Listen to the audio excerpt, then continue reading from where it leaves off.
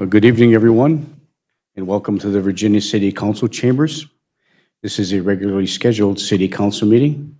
We'll call this meeting to order. Today's date is Tuesday, December 12th, 2023. The time is 5:30 p.m. Pam, would you please take the roll call? Motley. Here. Friedlieb. Present. Paulson. Present. Beyondich. Present. Johnson. Here. Baranzelli. Cuffey. Present. Would everyone please stand and join me in the Pledge of Allegiance? I pledge allegiance to the flag of the United States of America and to the republic for which it stands, one nation, under God, indivisible, with liberty and justice for all. Okay, thank you, and welcome to everybody that's in the room this evening. We have a full agenda for the City Council meeting, and then at 6:01 we will recess the City Council meeting and start our Truth and Taxation meeting, which is required by law, which to do at 6:01 p.m. this evening. The next item on the agenda is going to be the public forum, and if you're here to talk about the property taxes or the budget, I would ask that you wait until 6:01 when we have the layout, the budget for you, lay out what our proposed levy is going to be, and give you every opportunity to speak at that time. But if you're not here to talk about that, if you anybody else that likes to speak, today's the time. It's item 4 on the agenda, which is the public forum. Is anybody in the audience that would like to address the council this evening? Please come forward. And thank you. Would you please turn that little mic on with the green and state your name for the record, and welcome to the City Council meeting. Thank you, Mayor and councilors and staff. My name is Sarah Priest. I am the owner and operator of Mesabi Recreation. I believe before you on your agenda today, you will potentially have a letter of support to help our efforts in cooperation with the Iron Range Partnership for Sustainability in our wanting to have a winter city for all. Trails in Alcott Park and on the golf course that can enable citizens of Virginia and the Iron Range to experience outdoor recreation in snowshoeing, biking, skiing, and also sports in which you can play with your dog. So I just want to thank you as a body to consider that motion. I think it will greatly help us in our efforts to receive some grants, which will enable us to groom those trails and also get some signage, things that will, I think, improve our fair city. So thanks for your efforts, and I appreciate your service. Yeah, thank you, Sarah. If you just wait here for just a moment. Sure. I'll read the letter now, seeing as you've already addressed it. It's a letter from our Park and Rec Director, Brian Silber, and probably look for a motion from the council as well. It's a letter dated December 12th today.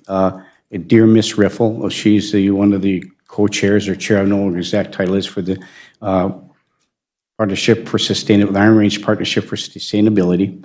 It is my pleasure to write this letter on behalf of the City of Virginia in support of the grant that the Iron Range Partnership for Sustainability is writing on behalf of the Mesabi Recreation for the creation of a fat bike, snowshoe, and Nordic cross-country ski courses in Virginia.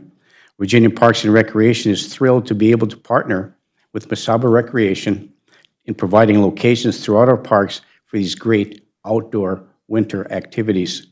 In our discussions with Mesabi Recreation and the Iron Range Partnership for Sustainability, we are ready to assist in the layout of a 2-mile Nordic and snowshoe trail at the Virginia Golf Course and a 0.8 mile fat bike and snowshoe trail in Alcott Park. Outdoor recreation offers a multitude of benefits for physical, mental, and social health. Spending time in nature and engaging in physical activity can significantly improve our overall well-being and quality of life. The health and wellness benefits of outdoor recreation are numerous, including reduction in depression and improved mood, added motivation to exercise, mental restoration, and increased focus and attention. It is my opinion that the citizens of the City of Virginia and the surrounding communities will benefit from this purposed project. I look forward to working with and continue to support Mesabi Recreation and the Iron Range Partnership for Sustainability as they engage with us and the community and improve their services and infrastructure that the public can utilize. I fully support this application and hope you will give it full consideration. Sincerely, Brian Silber, Park and Rec Director for the City of Virginia, and Sarah Priest, the owner and operator of Mesaba Recreation. So I would entertain a motion from the council to fully endorse this project. I'll make that motion. Councilor Motley moves that to approve. Is there support? Support. By Councilor Paulson. Is there any further discussion? Anything more to add, Sarah? Yes, I guess I would say that we are collecting a list of names at the store of people who are interested in being involved.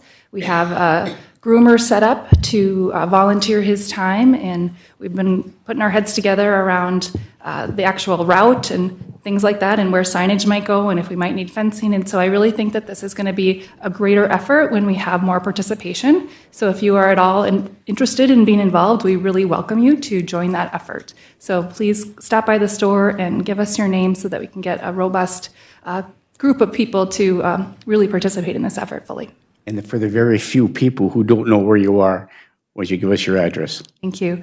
We are located on the north side, 720 9th Street North, still formerly the L&M building. So we're slowly making some great improvements. And while I have the mic, I'll just also thank the Virginia Economic Development Authority, who provided us some funds to be able to do, in part, along with the IRRB, I'll always call it that, through AEOA, to be able to make some significant improvements on our metal roof, which had been significantly leaking. So thank you for that too. But Fantastic. Thank you so much. It has been moved and supported.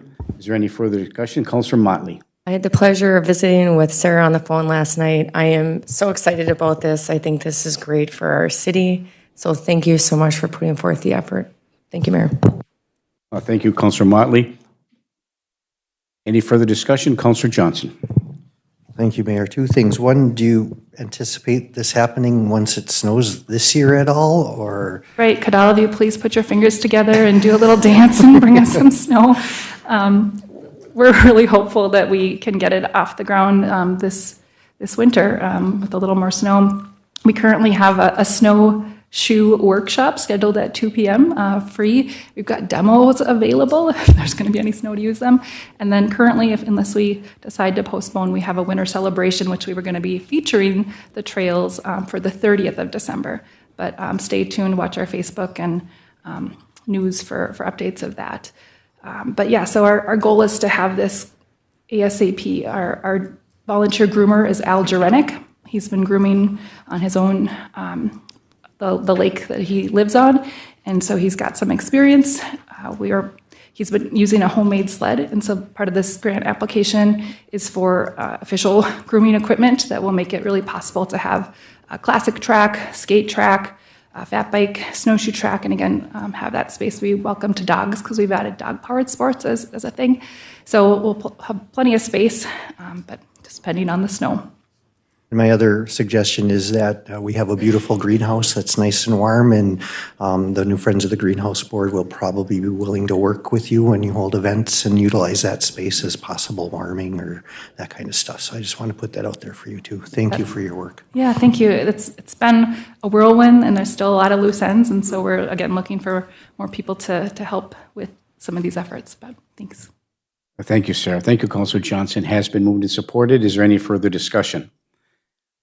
Hearing and seeing none, all those in favor signify by saying aye. Aye. Aye. Opposed? Motion carries. Thank you very much. Thank you, Mayor, councilors, and staff. Have a great rest of your meeting. Thank you. You too. We'll do item 5 on the agenda, which is the consent agenda. The following items will be acted by one motion unless a councilor or a citizen of the City of Virginia requests that the item be considered separately. Item 5.1 is the approval and corrections of the minutes of the regular meeting that was held on November 28th, 2023, and the special committee of the whole meeting that was held on December 5th, 2023. Item 5.2 is the adoption of Finance Resolution number 23-023, the schedule of bills. Item 5.3 is approve the exempt permit for Hibbing Archery Club to conduct a raffle at the Iron Trail Motors Event Center April 6th and 7th, 2024. These are the consent agenda items for approval today. Looking for council action. I'll move the consent agenda. Councilor Johnson moves to approve the consent agenda. Is there support? Support.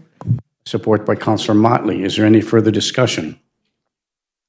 Hearing and seeing none, all those in favor signify by saying aye. Aye. Aye, opposed? Motion carries. Item 6, appearances. There's no one scheduled to appear before the council today. The one appearance we have, we canceled her appearance. So this is another opportunity. Anyone in the audience would like to address the council, you're welcome to do so at this time. Seeing none, move to item 7, which is unfinished business. Item 7.1 is the clinic lease. Any further information with Essentia Health on discussions with respect to this matter? Brian or Britt? Mayor, I can report back that I have continued to be in contact with Mr. Modich, who's the attorney for Essentia.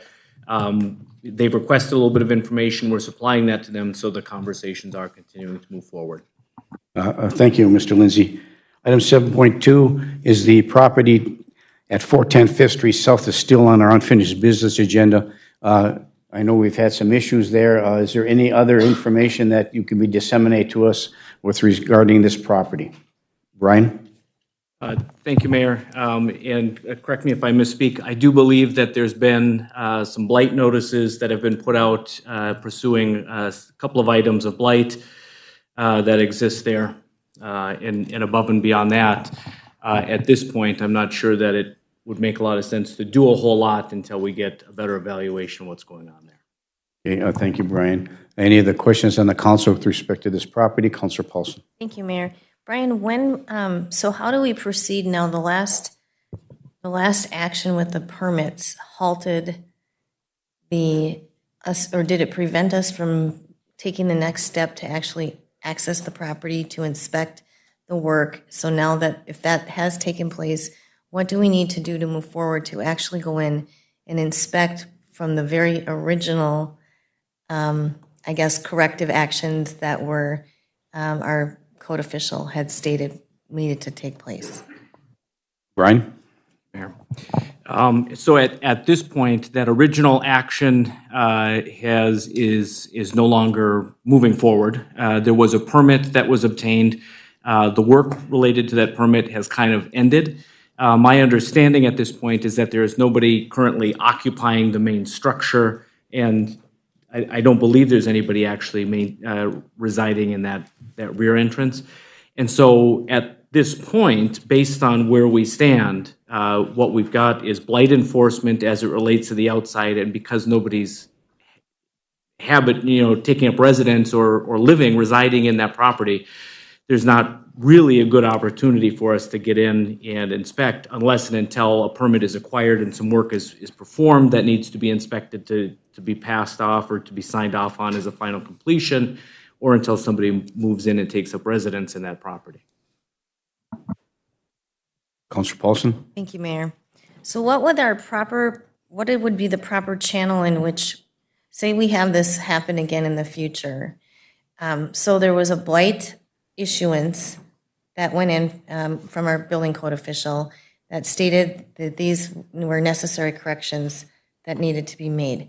Does that mean whether it's habits, like whether if someone is residing there or if it's vacant, then those don't need to be completed? I guess that's where I think we're splitting hairs, if that's what I'm understanding. Mr. Lindsay? Thank you, Mayor. And Councilor, if I understand your question, the question relates back to those original kind of health and safety.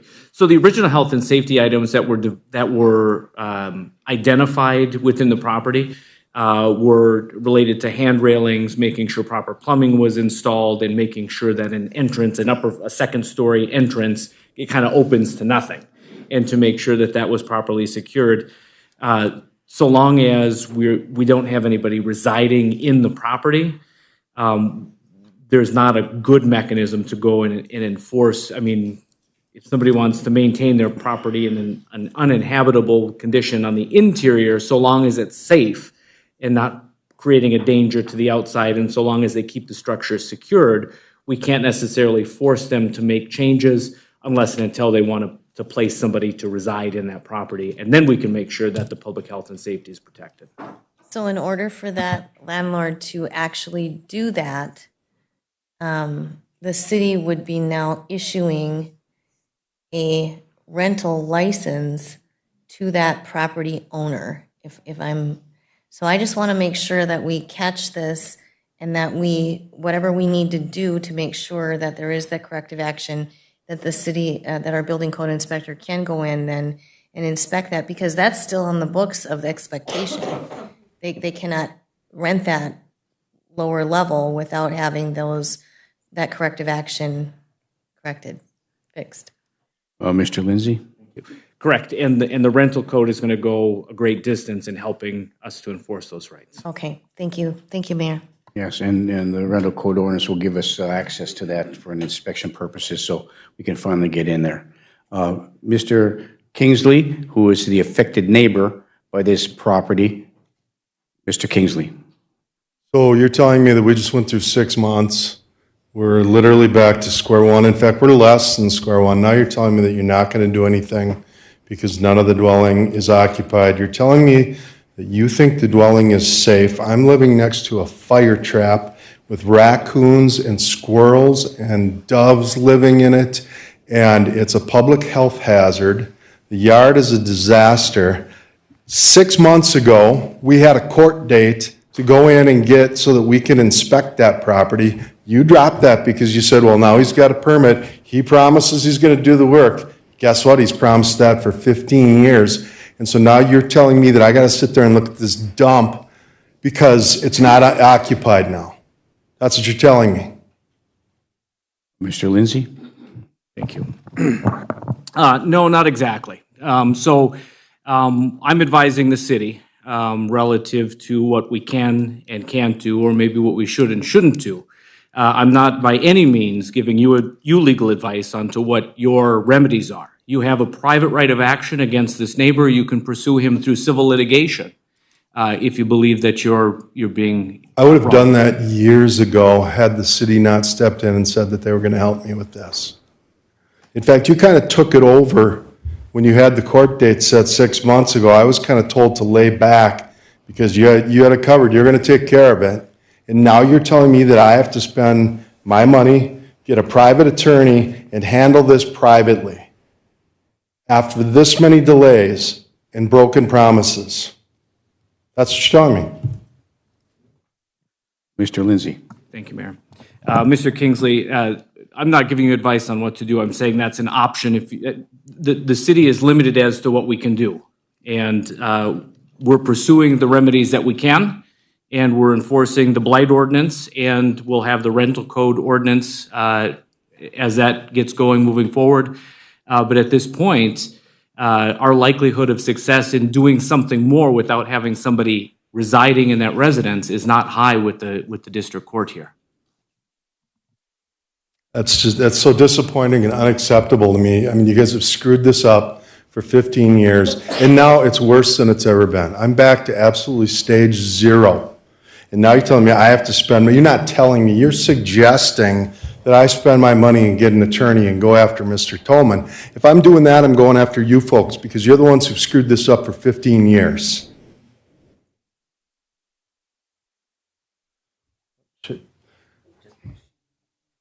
What? Shame on you. Mr. Lindsay. Come on up. If you will, you don't, all right, thank you. No, and I get part of the disappointment is now I'm questioning your loyalty here. You haven't really fully disclosed your connection here, Mr. Lindsay.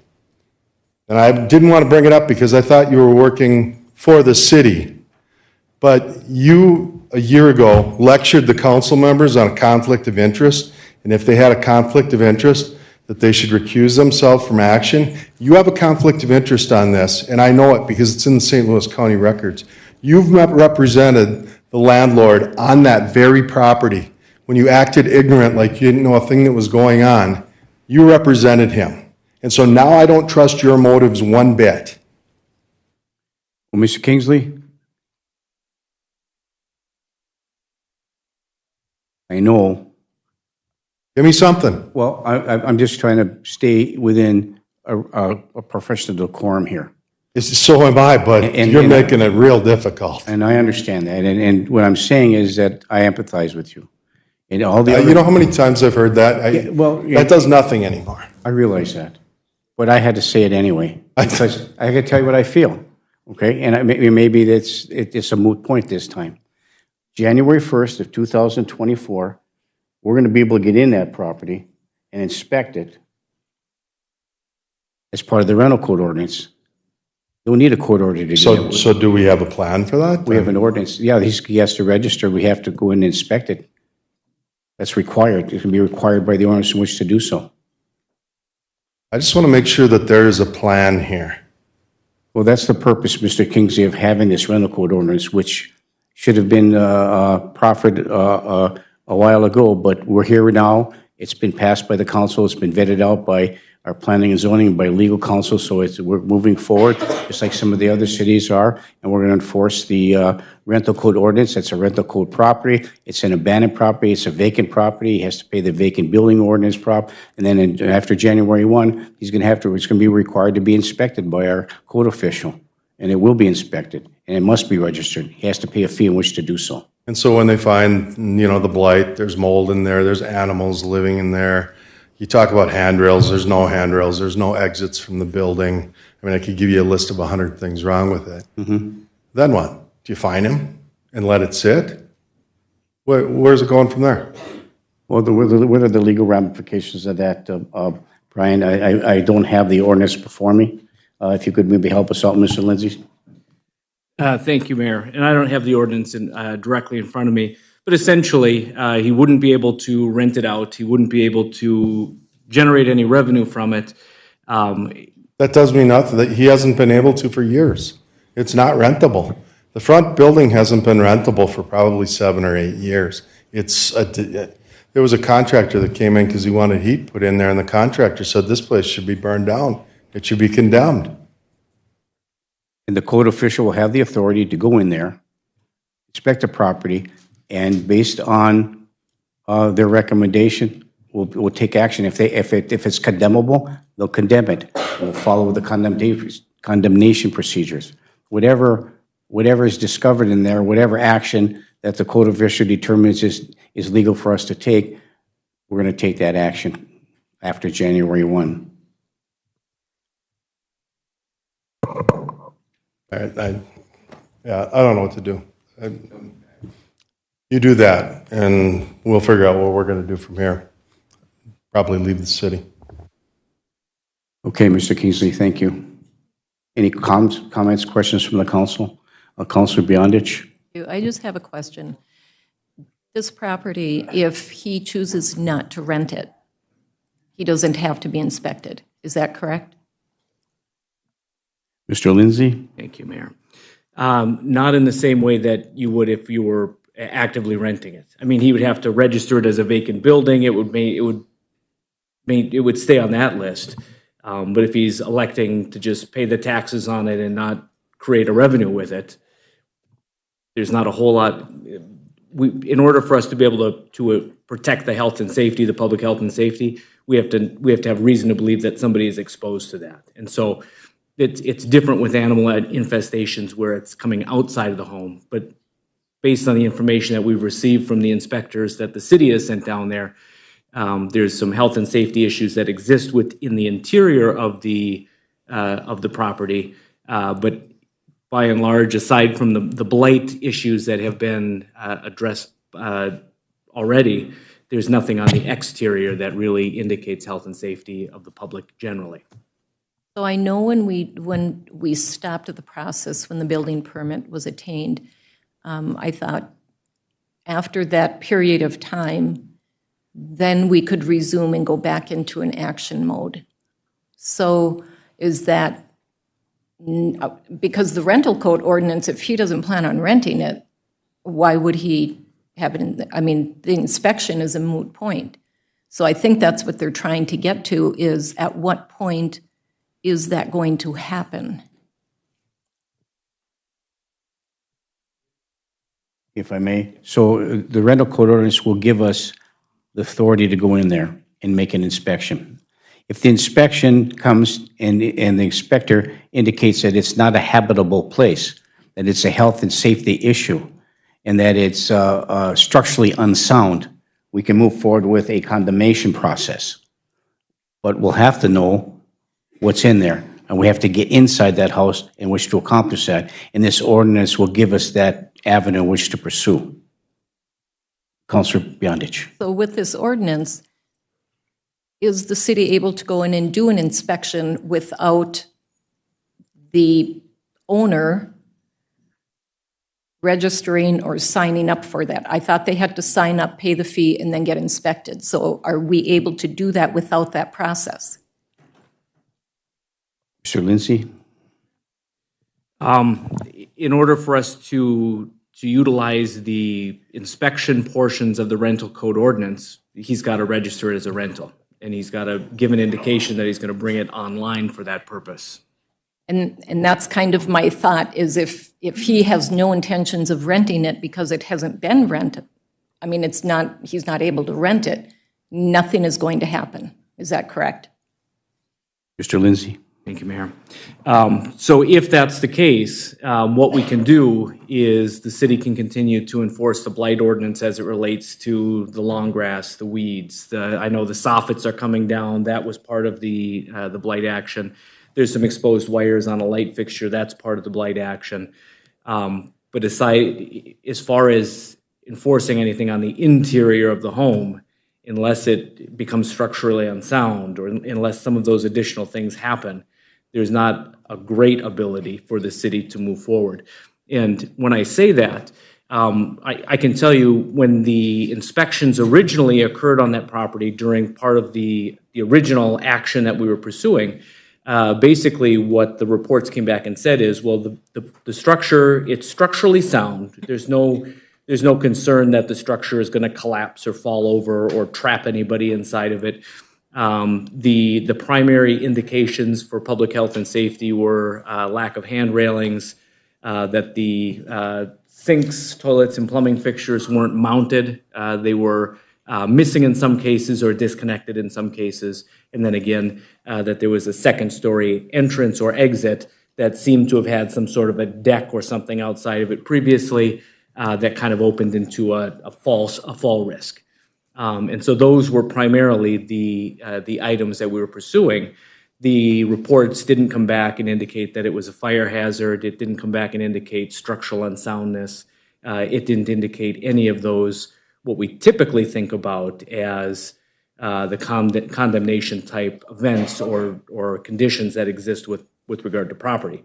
Now, I mean, the city would always have the ability to pursue it as essentially an eminent domain, which is, sometimes that's referred to as condemnation. But in taking that action, the city would have to actually pay fair market value for the property to acquire it, and then we could do what we'd like with it. And when the council has looked at that in the past, the cost of proceeding that way becomes prohibitive. I think we were talking in the ballpark or potentially north, I don't remember the exact figure, of $100,000. So I just feel their frustration. They've been at this for 15 years. 15 years. So it's very frustrating to know that we've come up with virtually nothing. So thank you. Yeah, thank you, Councilor Beyondich. We have 1 minute, and then we have to recess the council meeting and begin the hearing for the levy. Councilor Paulson? Thank you, Mayor. So in reading the Property and Preservation, Maintenance and Preservation Code, it does discuss regarding infestations, and I would like to revisit that portion of it in terms of infestations if there are animals living up there. I don't think the inspection covered the third floor at that point, and now I would say that's a change from the last 2 years. So if we could revisit an exploration of enforcing our own Property and Preservation Maintenance Code ordinance regarding infestation, and I was just going to pull up the language. And then the last thing I'd like to know, if this could be provided by staff to the council, has the property owner put the property on the vacant building list since it has been vacant? I know the garage apartment was occupied, but the primary residence was not. So I'd like an update of how many years it's been on the vacant building list, and then what happens on year 5? What is the action step other than just fines and fees? Condemnation is the same thing. And remember, in condemnation, you have to buy the property. You don't just get it. So that what happens if we go to court for condemnation, they'll look at us and say, okay, Virginia, you can take it down. You might have to give him some money, but we got to pay the abatement. We got to pay the demolition. We put it on the property taxes, and if he doesn't pay, we're out that money. So it's basically us buying the property. Okay, so I'd like to have more conversation, and I know we have to be done, but thank you. Thank you, Mayor. Yeah, thank you, Councilor Paulson. So do I need a motion to recess? Okay, we're going to recess the city council meeting, and we'll resume it upon completion of our public hearing with respect to the levy. It is right at 6:01 p.m., so we'll begin the Truth and Taxation meeting tonight. So the City of Virginia City Council will hold this public hearing on its budget and on the amount of property taxes it is proposing to collect to pay for the cost of services the city will provide in 2024. And there's a packet here that's available.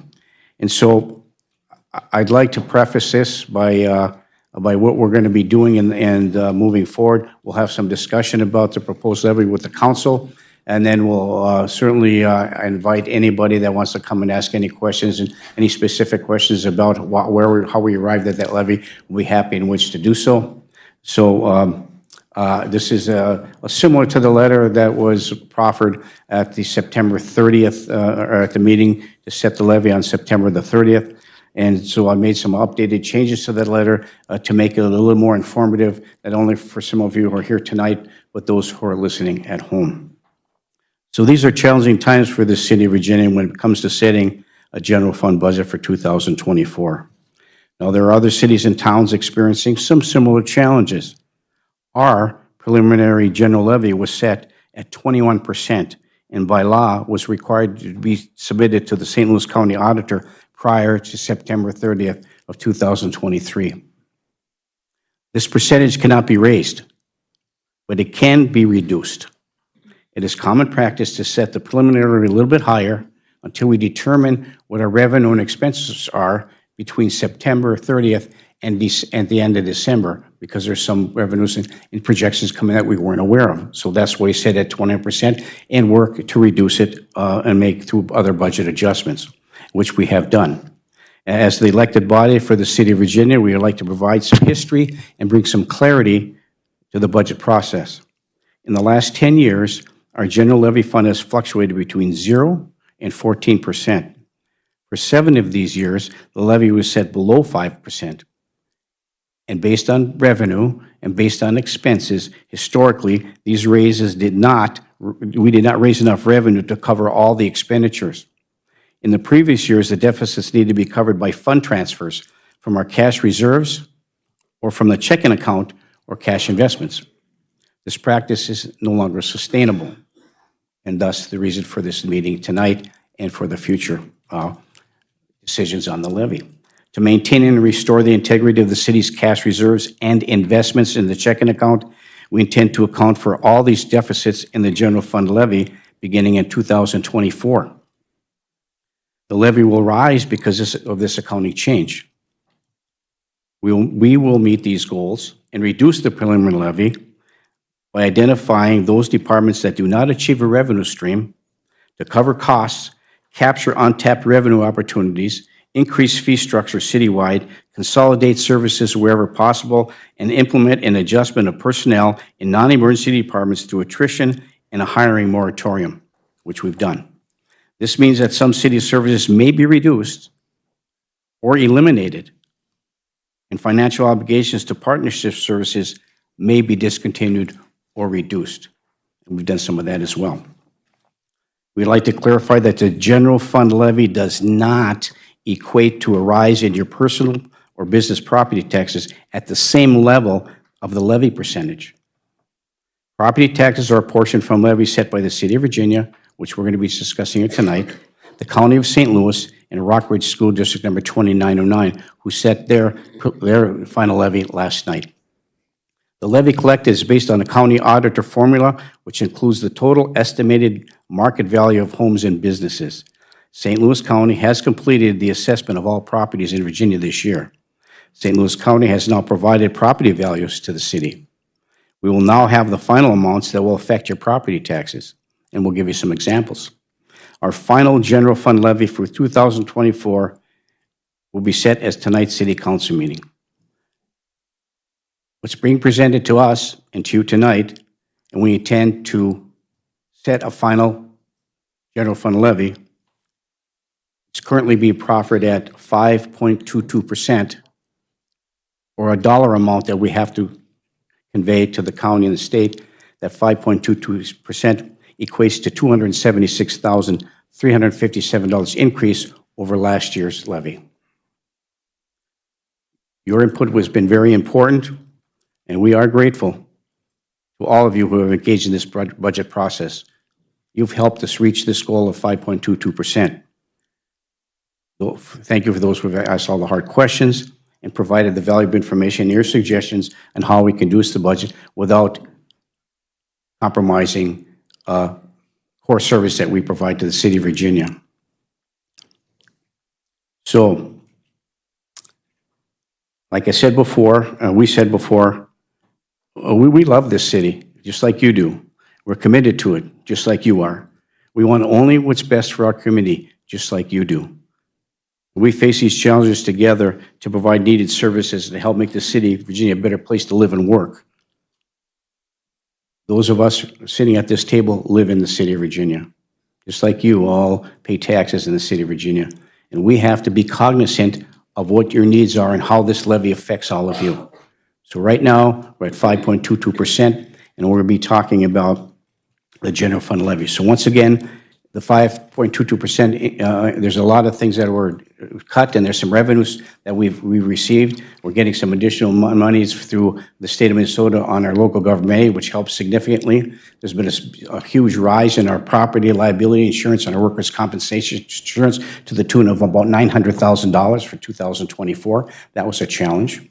But we've taken all the revenue, take a look at all the revenue that we have available that we can capture. We're making some changes to some fees that we're charging to, for example, through our solid waste. And I understand that solid waste is a enterprise fund. However, if there's a deficit in the enterprise fund, that has to be covered by the general fund. So we make sure we accommodate for that. And we're also adding money into our general fund levy, $1.1 million for the levy of the new public safety building, and that'll continue for a period of time in the levies to follow. But this 5.22% is, I think, a bare bones budget for the most part.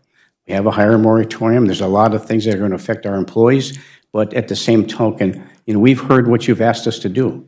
The emails and all the comments that we received, all the counselors have received in any form.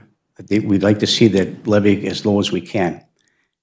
And the 5.22 would have been 5%, but we added back in the music in the park.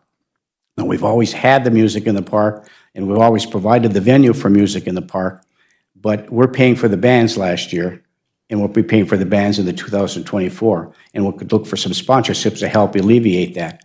The music in the park was always going to be part of the services and the concert series that we provide. It's just that who's going to pay for the band?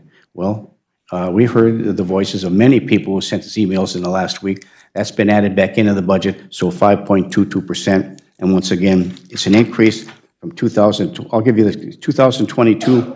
Our budget was $5,088,749. 2023 was $5,296,843, and now we're asking to set the levy at 5.22%. At least that's what's proffered by staff, and that's what we're presenting you this evening, in the amount of $5,573,200, which is an increase of $276,357. That's where we're at right now. So, that being said, I'll go to the City Council for any questions or comments, and then more than happy to have you come up at one at a time. If you're part of a group, I would like just one person to represent. So before we go to the public, I want some comments from the City Council first. Any questions or comments from the Council at this time? Okay, please identify yourself for the record and welcome the Greg Council. Lency, homeowner in Virginia. Okay, what can we do for you, Mr. Lency? So I want to straighten things out about the general fund. No other city speaks about the general fund by itself. The only thing that matters to the taxpayers in this city is the overall levy at the end of the day that comes back on our tax statement. And it's not 5.2, now it's 9.16. So it's a drastic change, I'll give you that credit. But it's still an outrageous number. And the problem is the trend continues. It never ends. So if you want the gold standard of public information for a truth and taxation statement, look at Hibbing. And I mean it, look at Hibbing. Anybody can go to their website and see how they conducted their truth and taxation statement. They had people come in and talk about how exactly these levies and their bond referendums affected their taxes. And nobody talked about the general levy. Nobody. It's all about the end of the day, the overall levy. That's all that we see. And that's what freaked out half these people that came here at the other meeting, is because it was 35.6%. That's what they see. It's not 5.1. The general levy means nothing. It does mean something. Well, it may to you. It means something. 5.2 When it means comes to something. your taxes, the check that's going to get written out is what comes on at the end. So I agree, it may mean something to you guys, but when I write that check, it's not for 5.2%. Correct? Am I wrong? You're writing a check for your proposed property taxes. The overall levy yes. is what we pay for on our taxes, and that includes our debt. So it's misleading to say that we passed a levy that was 5.2%. Well, yeah, maybe you did for the general fund. Well, that's what we're talking about right now, the general Yeah. fund levy. But that doesn't matter. What I'm saying is when the people at the end of the day that are paying this, they're not paying 5.2%. They're paying the whole debt, everything we owe, all the money. And to say that we were under-levied for decades is a misstatement. It is not a misstatement. It is a misstatement. The So you general can- fund levy, Anybody can That's go to the the general fund levy. certified property tax levy, and this information comes from the Minnesota Department of Revenue Property Tax Statistics. And the title is Certified Property Tax Levies. And it goes back from 2008 to 2022. And if you put in different cities, which was, I put in Aurora, Virginia, Biwabic, Evelyn, Hibbing, Buell, Gilbert, Ely, and Mountain Iron. And the statement comes back that Virginia is the #1 levied city of all those cities for the past 15 years. Like, no one surpassed us except Aurora just briefly last year.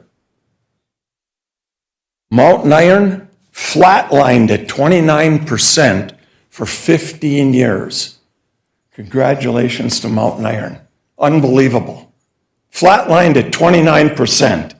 Ours have gone up 122%, and we're on the way to 200%. I want you to think about that. Everybody think about that. When this goes down and we pass a levy that comes across at 9.6, next year it's going to be another 9.6. So we didn't gain by chopping off 35.5% off the original proposed levy. It's just going to come back and bite us in 2025. So people need to know that.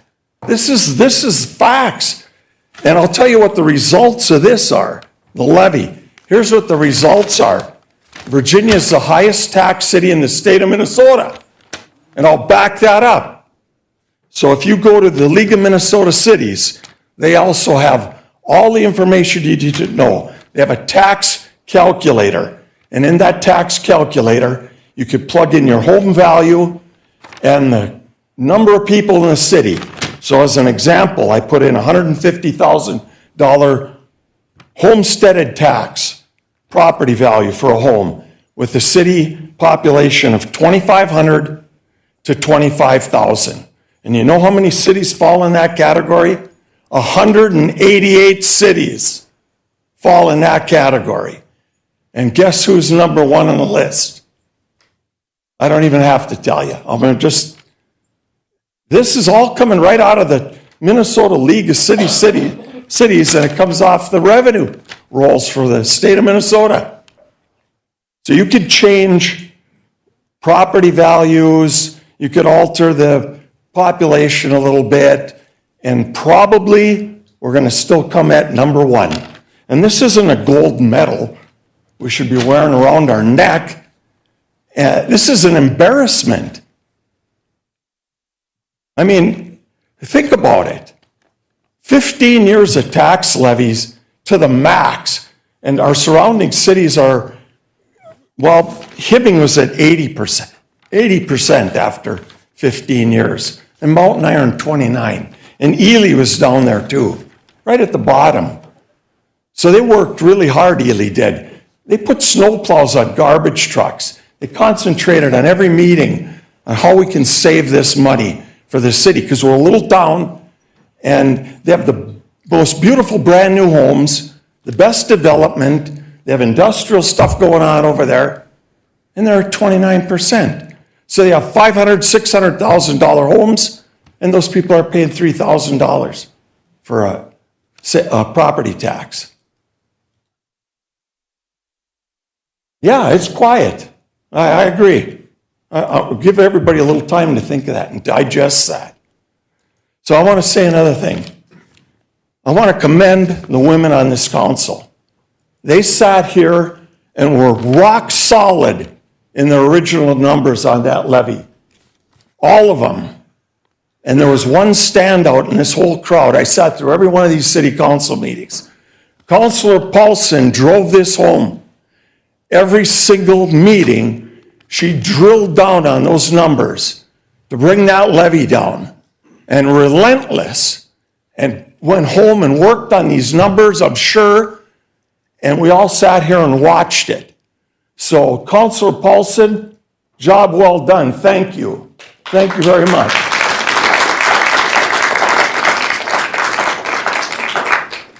Yeah, you deserve it. Now I'm going to end on a happy note. Get the hell off this mess. Every taxpayer that disagrees with me, I'm going to make you happy tonight. So if you disagree with what I said, anything tonight, I welcome you to go to City Hall tomorrow morning, and you walk up those stairs with your check in hand. If you're so compelled to say you're undertaxed, underlevied, and you got the money, and you feel compelled to pay more, Sherry Erickson, our financial director, will gladly take your check and deposit it in the general fund under donations and gifts. It'll go under the heading of revenue. You're welcome.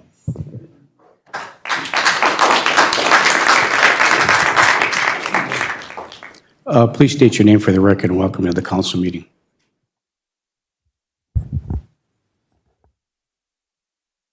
Hi, my name is Kathy Cady, and I am a taxpayer homeowner in Virginia.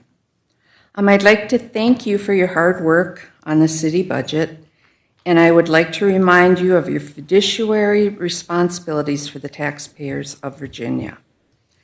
I've attended several meetings, and I also have emailed all of you at least twice.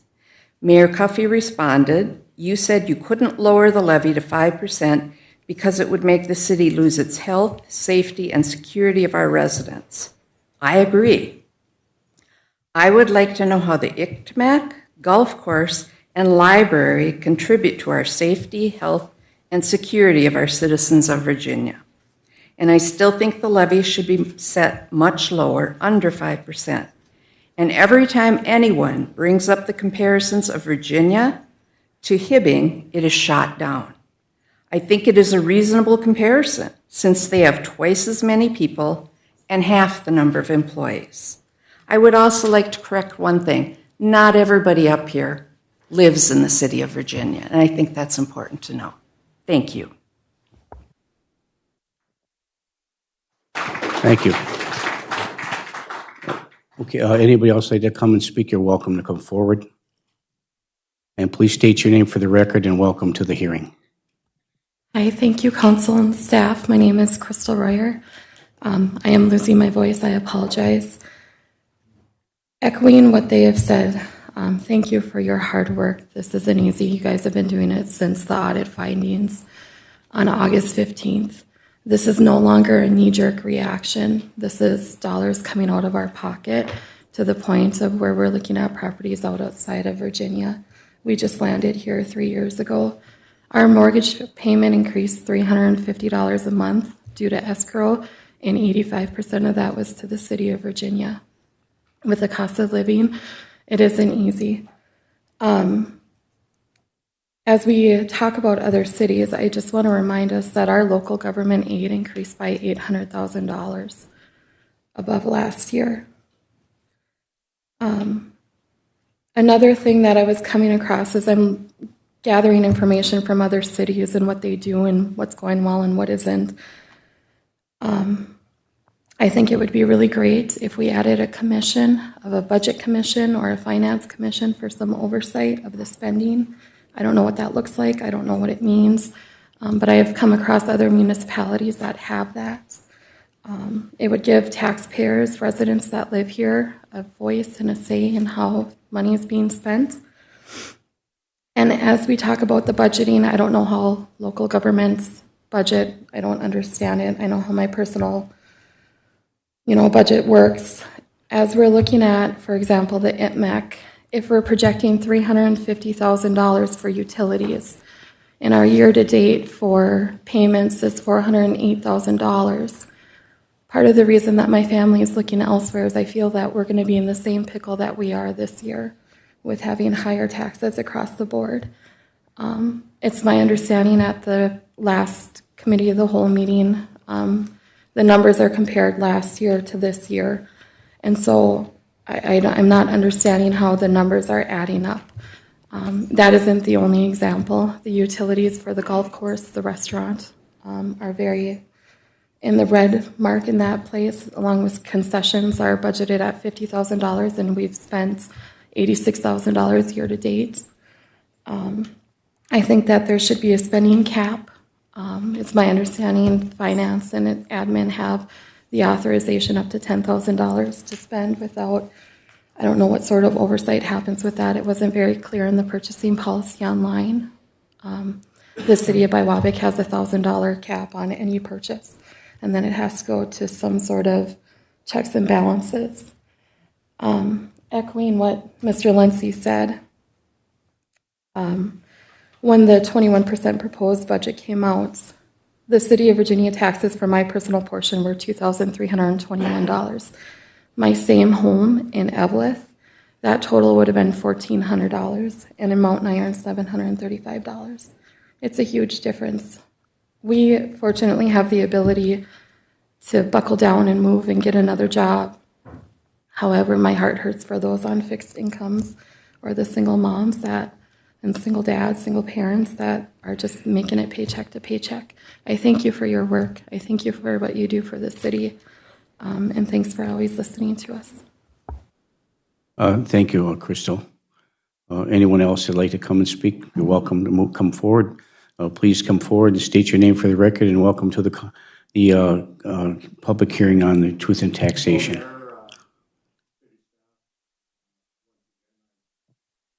I'm trying to stay out of this, but some things have been bothering me. I hope this truth and taxation meeting isn't going to turn into another indictment of the St. Louis County assessment policies. I have a long write-up here that I'm going to forego if it's not going to happen, because I'm just going to state for the matter, St. Louis County assessors are public service. They work for the citizens of the state of Minnesota under the jurisdiction of the Department of Revenue, who gives them guidelines on parameters on how they set their levy, their assessment. Property taxes are an ad valorem tax, which means based on market value. So their goal, if I remember right, is to, every year the state of Minnesota does what's called a sales to price ratio. And they look at that every year for every jurisdiction in the state of Minnesota. Can you imagine the work that goes through that? We're talking, wow. Thank God for IBM computers or whatever. Back in my day, it was feed the punch cards, and now it's different. But anyway, with that said, I'm thankful for what Mr. Lenzi said. So could you please tell me what your total levy is? No, I looked at a sheet here, and it's got your proposed general fund levy at 6,409, debt service at 173, and tax abatement at 150. And the VEDA levy belongs in that column also because that's something we're taxed on, right? By the way, based on the VEDA levy, I'm assuming that our net tax capacity went down this year. Anybody help me out? Why? What happened? There must be something special that happened. Looking for some guidance here from you folks. Sherry? Mr. Jorgensen, I don't know what sheet you're looking at right now, but what is your question? Why the market value went down? They were sitting right here when I got here. That's the sheet I'm looking at, front page. Okay, that's the 21% on the general operating fund. I believe the mayor said that we're looking at. I'm asking you for a total of everything, ma'am. I don't care about percentages. I just want a total number. And that's what Hibbing gives you. The total number is, currently we have $5,296,843 for operating fund in the general fund levy. We're proposing a $276,351 increase to the general fund operating levy, bringing that to $5,573,200. Then comes a special levy for VEDA that's based on marketing value. The marketing value went down a little bit this year, and it's actually a year behind because when I asked for the county, they give it to me for 2023. They don't have the proposed for 2024. So that's $64,974. And Britt, you can talk about what that we use that funds for. Okay, it's for the VEDA. There's a VEDA program which helps Main Street and local businesses. By the way, I think they're doing a great job. Just so you know, that money well spent. Okay, and I want you to realize that that money is already in the budget, in the general fund of that. $70,893 was this year's VEDA. So that's already part of your taxes. Right. Okay? Next year's It's not above and beyond, it's actually lower. Next year's is 64,974. So my question was, what happened? That tells me that Marketing there's a values went decrease. down. There's a decrease in your net tax capacity, fairly drastic. So Oh. why? Oh, Mr. Jorgensen? Yeah. Let me finish. Okay. It's based on market value. Right. The market value went down. You'll have to ask the county why. I got the number from the county. Well, I have one reason why it probably went down is that our Blue Cross Blue Shield building in town, which I don't know what it was valued for, is no longer a taxable entity. So that's raising everybody's taxes. Not that I'm complaining at all about the church getting that building, but I mean, I'm just searching for facts here. That's an influence. This would be not based, it would be based on last year's market value. They're a year behind. The county is a year behind. Right. I'm talking next year's taxes here, 2024. Right, I have to base it on what they give me, which was last year's. Right. And I don't I think know the that. school is I don't think that's changed. I think they paid their Well, taxes. when did Blue Cross Blue Shield quit being a tax-paying entity in the state of Minnesota, or in Virginia? I would have to check that with the county. They have not yet. Oh, so they're still, okay. So that's gonna be next year's taxes then? Okay. So I still haven't got the total Okay. number of everything? Got it up. Okay. Your special levy for P&H tax abatement, that's over there. It used to be MindPro, Joy Global, Komatsu. Okay, that's like a TIF district. It's a tax abatement. We actually asked for the $150,000 from their taxes. When they pay their taxes, we as a city, it's a special line item, ask for that amount from their taxes. Yep. So you really can't say everybody else is paying that. They're not.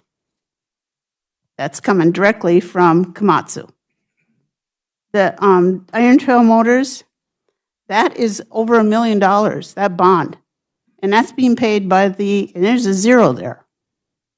Nobody looks at that and is thankful for that the sales tax is paying that. I understand that. There's debt levy, the street and alley 21A bond. Fix some of the many bad streets in here. $273,392. That was an increase from what's already existing in your taxes of $161,910 was for this year. It went up 68.9%.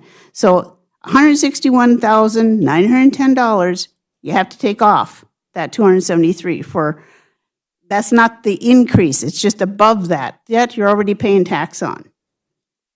Does this make sense? Yeah, I'm following you, but all I need is the end number. What's the end number that you're taxing citizens of Virginia this year? The total. It's going to be $7,795,284. That's your total.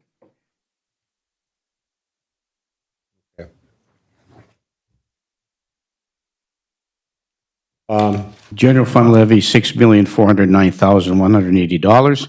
Debt service, $1,733.18, and tax abatement of $150,000 proposed for 2024. Yeah. And if you add the VEDA levy in there, it's 8 million, whatever. Correct. Add the $64,974. So that's disappointing. I'm going to go on from Mr. Lenzi here a little bit. We're too big for our britches, folks. Lady was talking about, and he was talking about comparisons between different cities. Virginia, I'll defend the city in a way as far as some of the smaller cities around here because they don't have full-time fire, ambulance, ALS. Hibbing does. And that's a valid comparison. We will never, ever compete on a per capita basis with the city of Hibbing, with a population of 20,000 and us sitting at 8,000. Somewhere, somebody has a study on what a realistic goal for that is. That would be, if that's not there, that would be a really good study to take. Maybe the University of Minnesota or somebody, but those comparisons are valid, but we're too big for our britches. We need to, when you run a business, you have a break-even point you calculate. If you want to make 15% profit, your formula is fixed costs plus 15% of your variable expenses equals the number you want to profit by. If you set that at zero, what I'm getting at is your fixed expenses are your biggest detriment to setting budgets.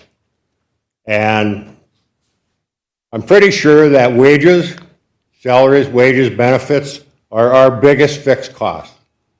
Now, you alluded to the fact that we have a hiring freeze on. I've heard that term a lot over the many years, before, during, and after I was on the council. And to my knowledge, it might have been a freeze, but it was never a reduction. And we have two options. We either reduce the number of personnel we have in a city, or we combine with these other 4 cities, which should have been done 30 years ago. I moved here in 1971. My school in Embarrass closed. Moved here as a senior, and I love this town just as much as anybody. But I love this region. And it's about time you need to consolidate or combine services under a position of strength instead of a position of weakness.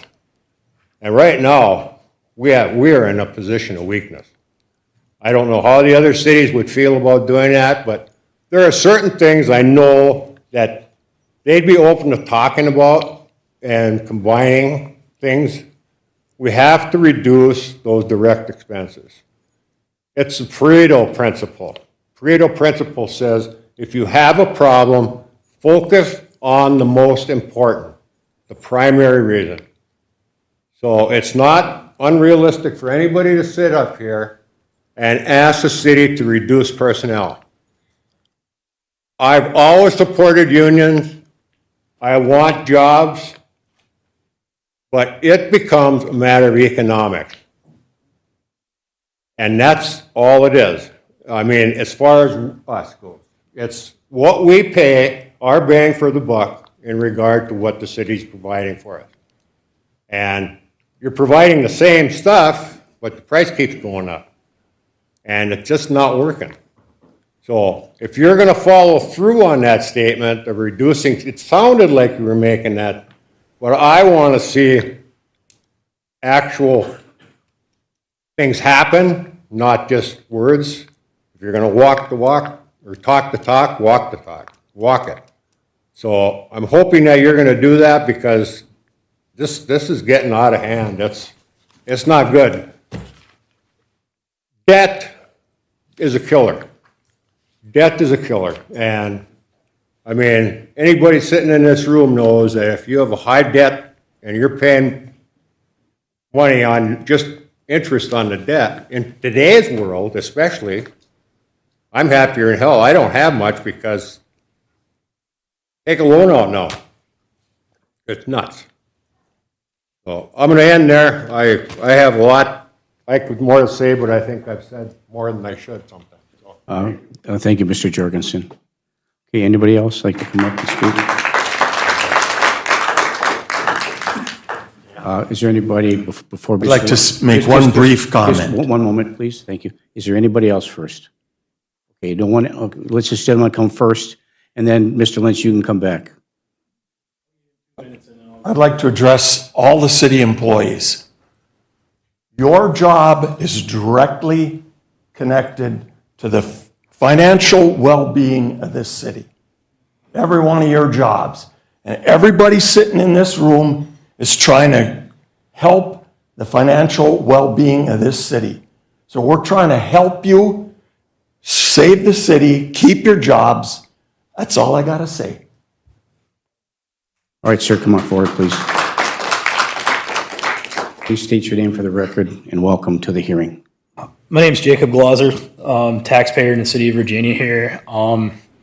Not a financial expert by any stretch of the imagination, but I do know that there is one simple thing that I can say is when you set a budget at your kitchen table and you start looking around at what you have and what you got coming in versus what you have going out, if you have more going out than you have coming in, you got to make cuts. And essential services are not the place to make cuts. We don't need to make cuts in fire. We don't need to make cuts in public works, public safety, any of that. But there is an egregious amount of spending that is being done in culture and recreation. There is a budget on that library that is astronomical for the entire region other than Duluth that I know of. Bringing up Hibbing once again, their budget for their library is half of ours. They're at $500,000. We're at $1 million. If you look at that, that should raise a red flag right there. You're looking to try and increase service on the debt that we have, make some cuts in non-essential services. I know times are hard, inflation's high. We need to do things to make cuts at our house. the city needs to do the same. There's no reason to get city employees all worked up about their jobs and their benefits when there's meat on the bone for non-essential services to be cut.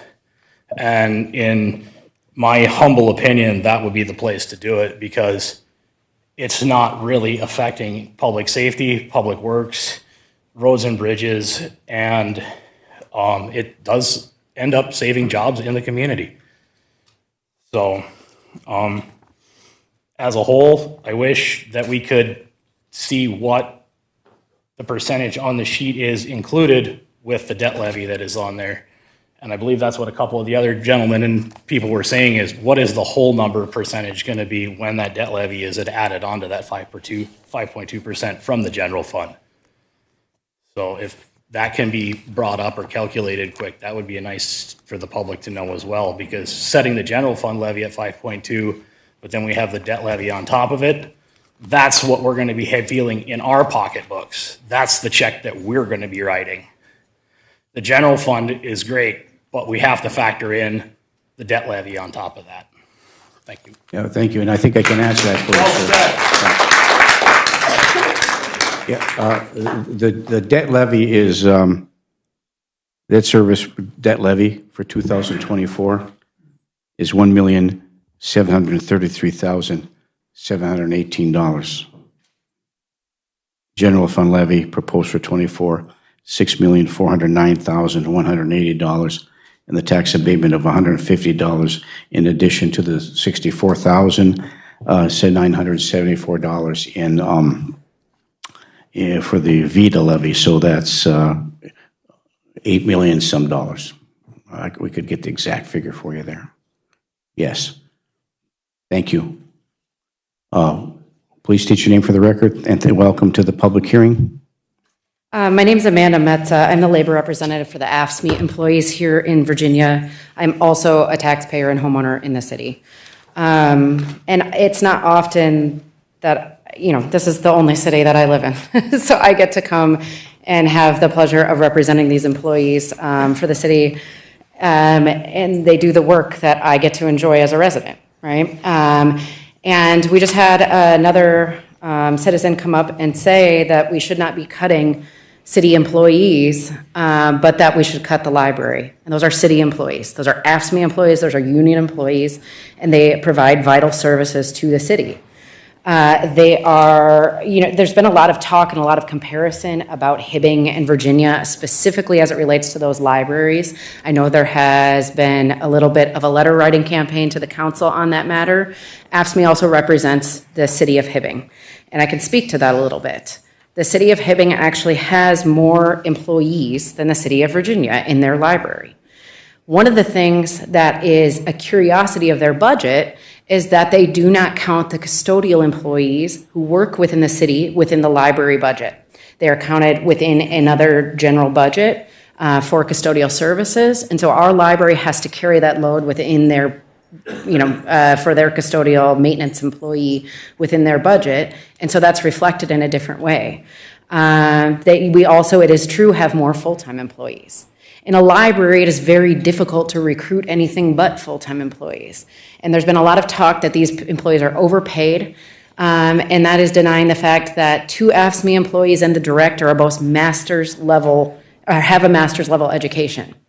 These are not employees who are using that master's to make an inordinate amount of money.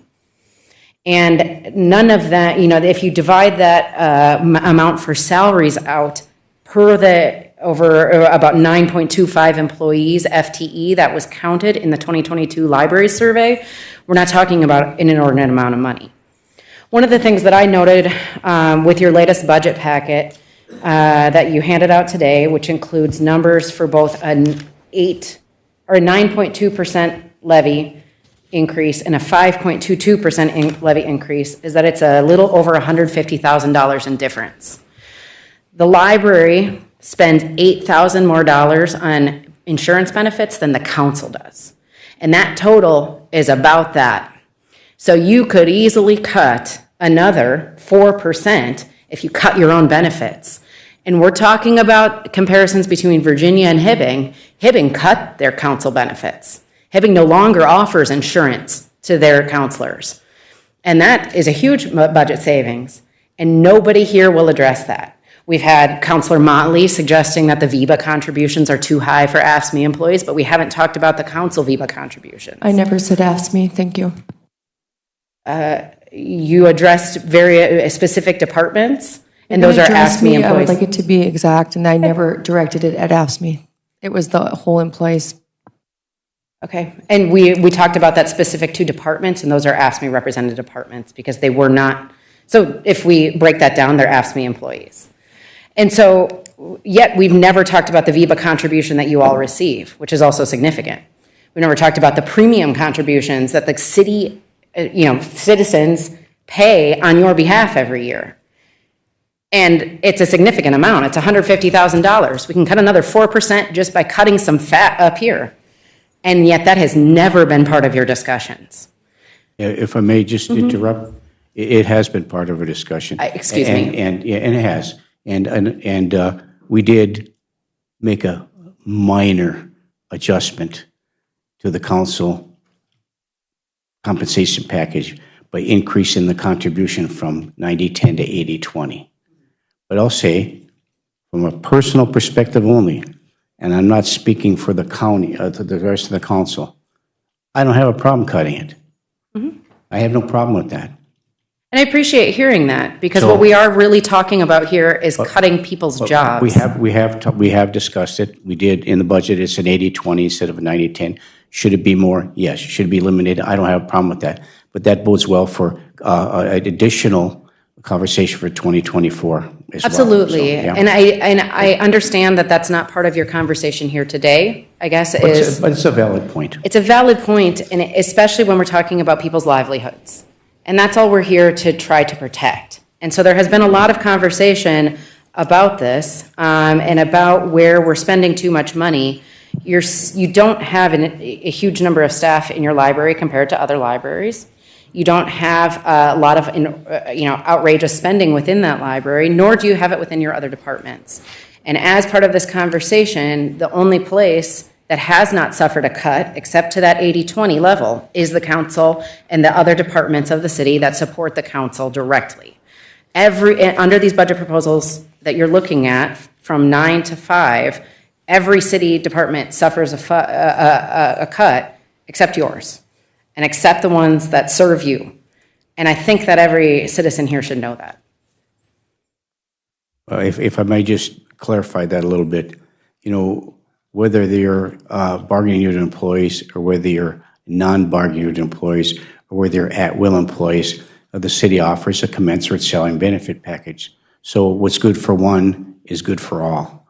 So if our administration, you compared it to a bargaining unit salary, if you're getting, say, for example, a 90-10 and a VEBA contribution with your bargaining unit you represent, the same should be a profit as well to the other city employees that work for us. Well, it should be fair for everybody, in my perspective. So, and we're not arguing against that. Okay, I'm good. saying the council receives a benefit that no other council in the area does, and that if we're haggling over $150,000 to cut the budget, there's a clear amount, almost exact amount here in front of us that nobody is talking about. well, I think the word haggling is correct in that the fact that we're not haggling over $150,000, we're haggling over a heck of a lot more than that. So okay. All right. So, yeah, please continue.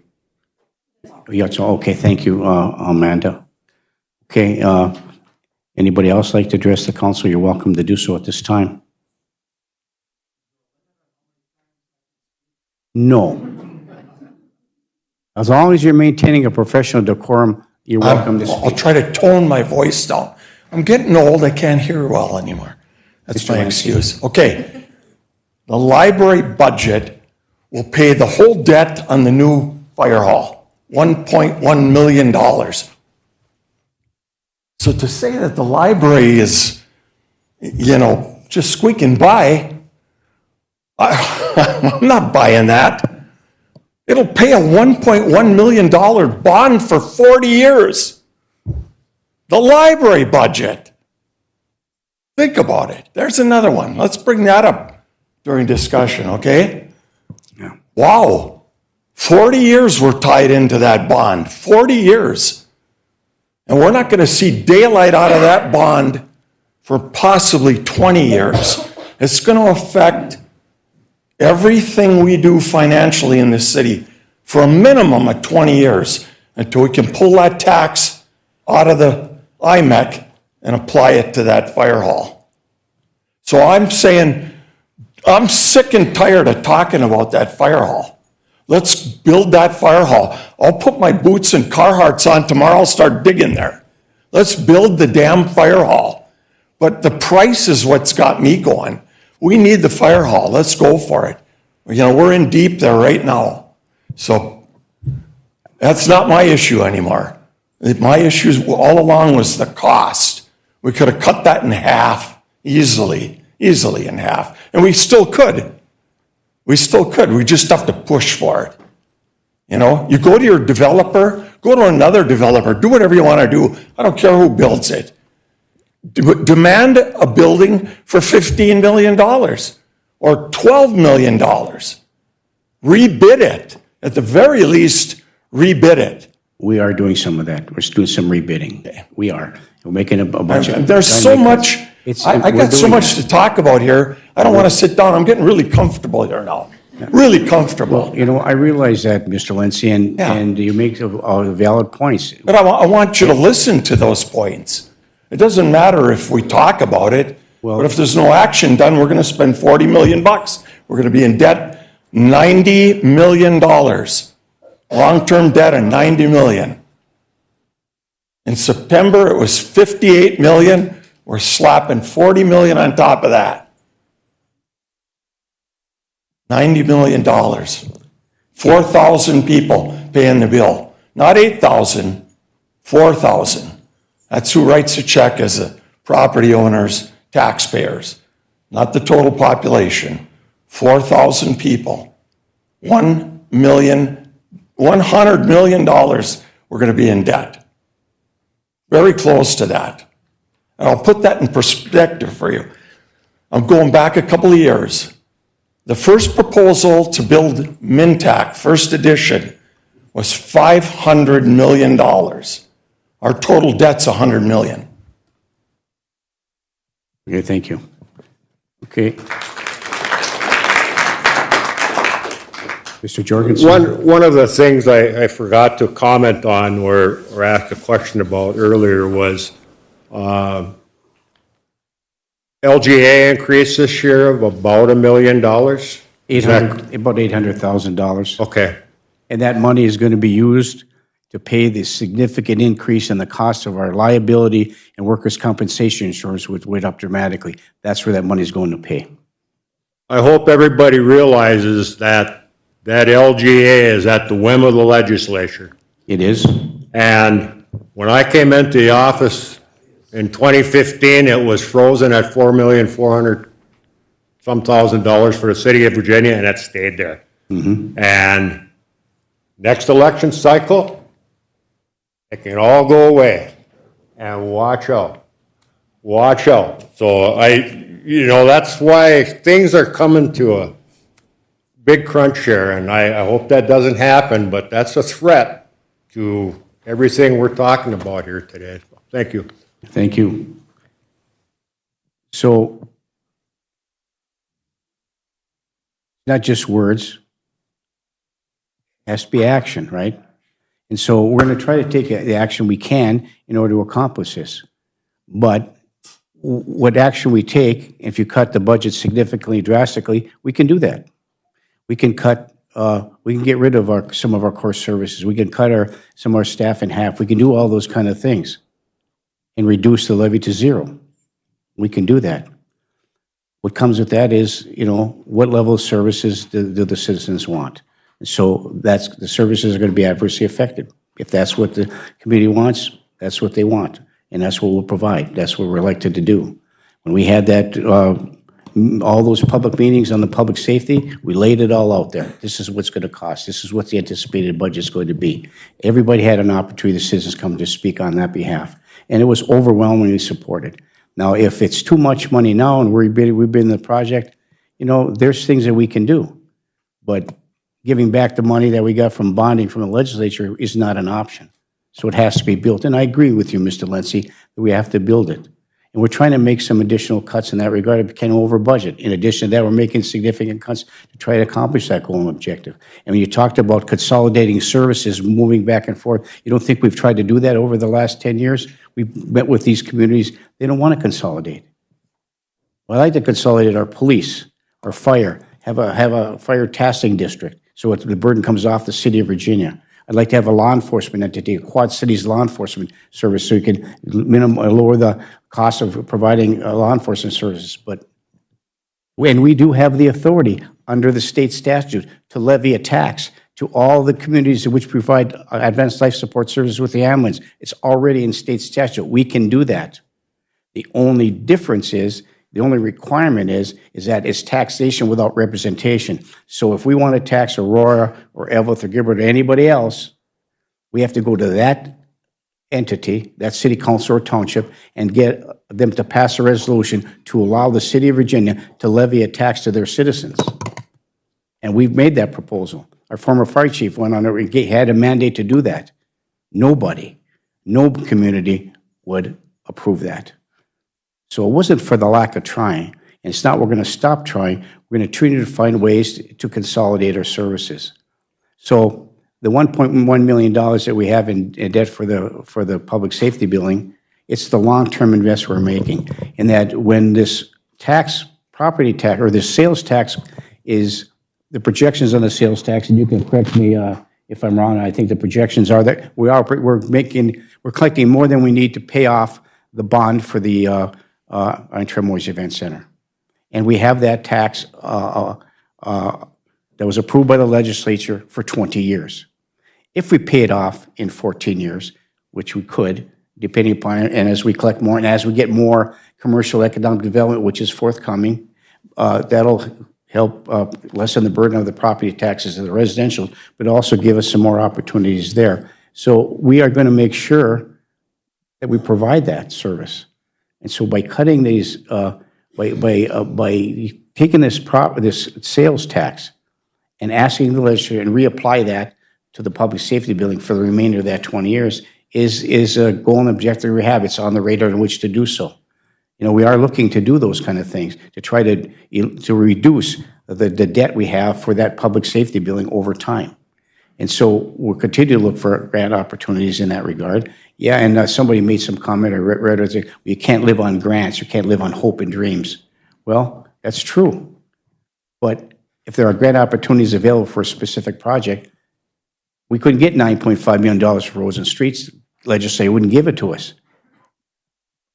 I've been down there, I don't know how many times, testifying on different things, local government aid, public safety billing.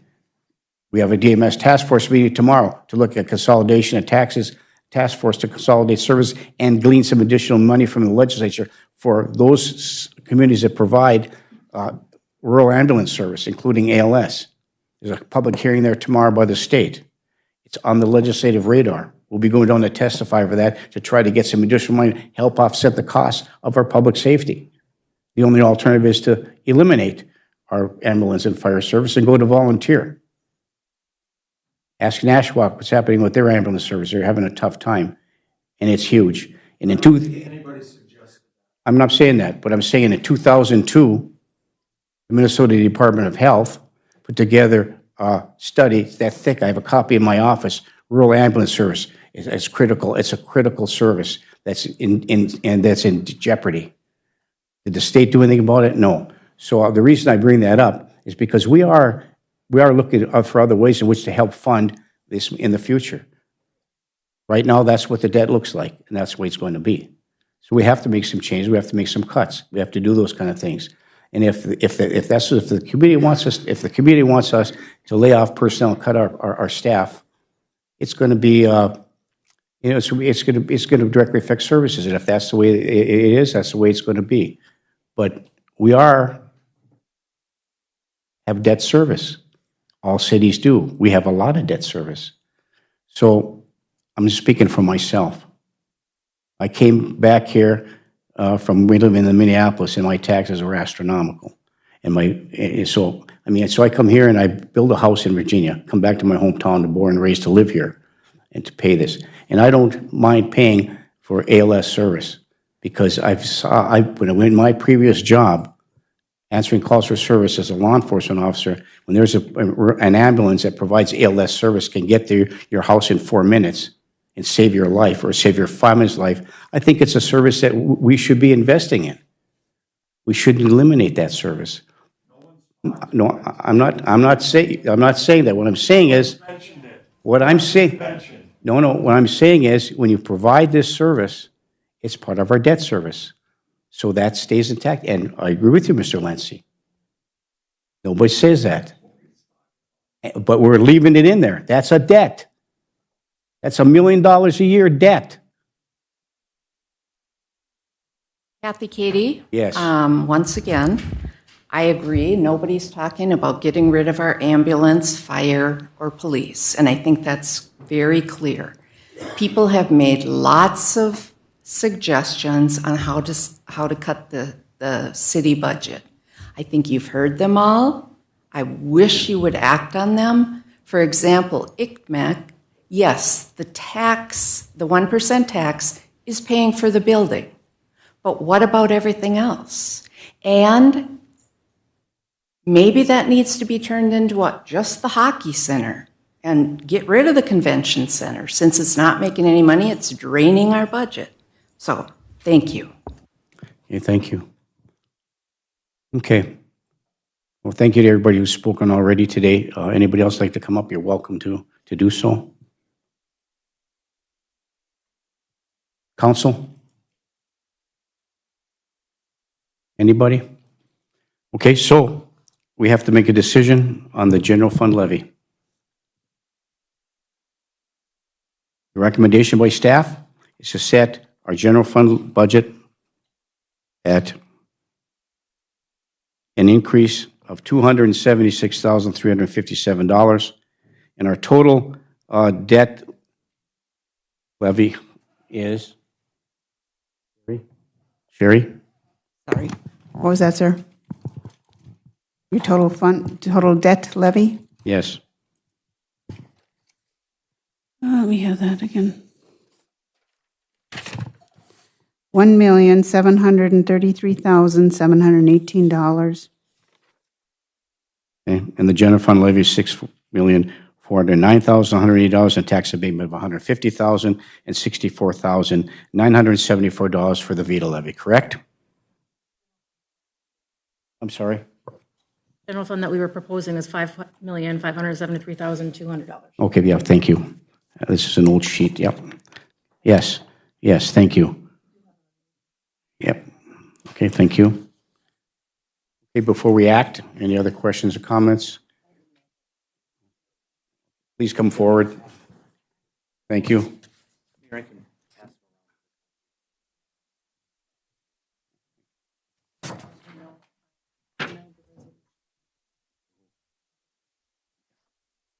And the resolution has been emailed to all the counselors with the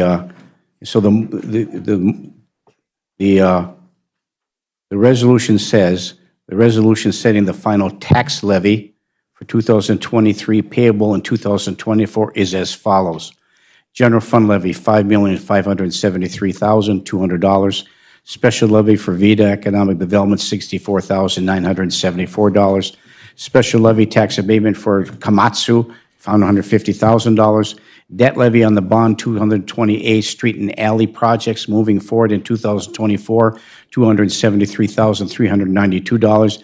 And the bonded indebtedness of $1,733,718 for a total levy for 2024, $7,795,284. Sir, please state your name for the record and welcome to the hearing. Yeah, thank you, Mayor and Council. Joe Walls, question, and really simple one. Is this the total, or is this the total that's being added to what's already in effect? And I'm sorry if that's not a... Total.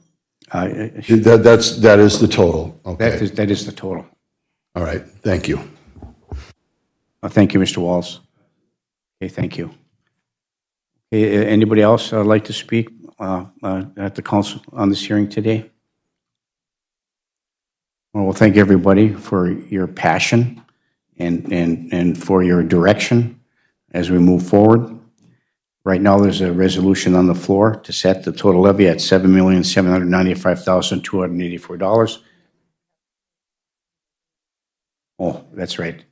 Okay, we can't take a motion until we go back to the regular meeting. I apologize. So that's what that's what we plan on setting for the resolution to approve at the council meeting. That way we will resume immediately following this hearing.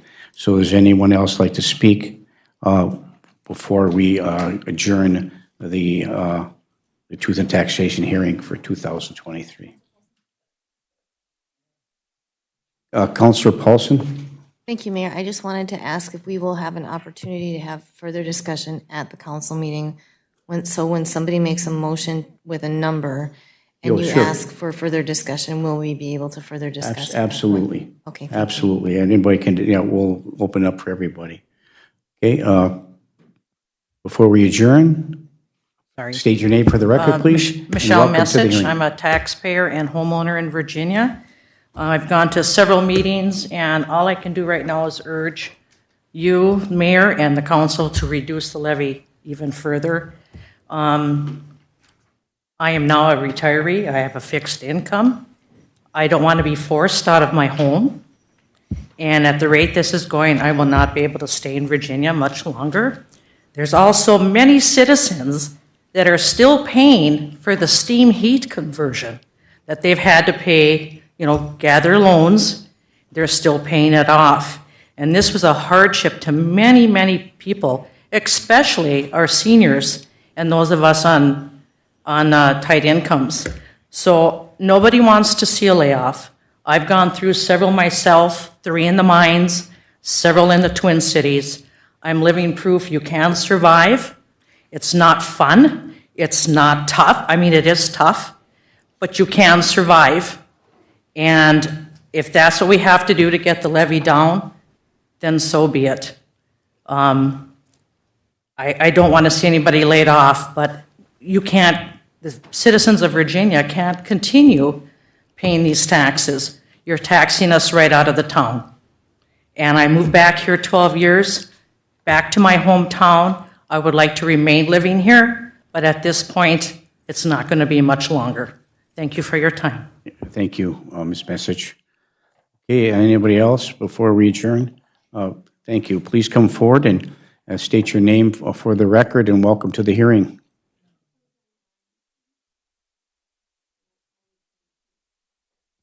Oh, I was going to say quite a bit of what she said. Every year my market value has gone up, but this year it went up $48,000, which increased my taxes by an additional $1,300.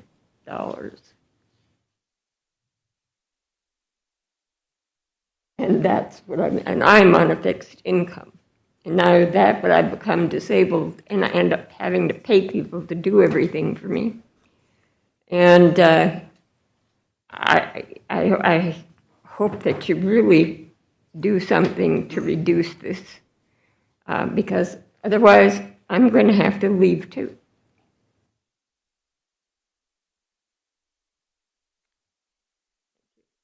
Thank you, Ms. Anderson. Okay, we have a... Yes, Jason Westby. I'm a renter here now in Virginia. Welcome.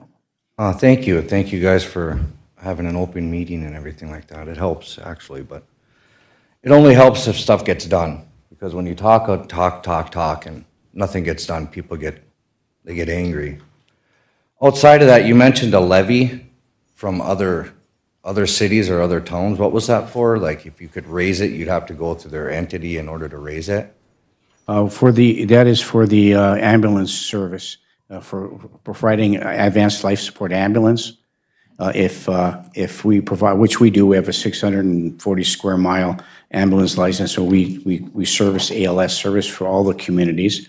The statute allows us to levy a tax on those communities that we serve ALS ambulance service to, but it's, we have to have approval or from that particular governmental agency to allow us to levy a tax, whether it's whatever that amount would be. So do they normally allow you to levy a tax higher than what you're doing? No. Then do you discontinue the services? Well, that's a possibility. You could discontinue service, but that affects your ambulance license and your ISO ratings. Well, I ask because when you're here and you're talking about having to make cuts, you tell everybody here that, well, if you don't want departments for this and you don't want departments for that, the city's going to have to suffer for it. The people are going to have to suffer for it, but you're not cutting anything else for those people when they're not giving you money. But you're going to raise taxes on us, and it's got to be considered that, hey, this is the way it has to go, and there's nothing we can do. $7 million is not cheap.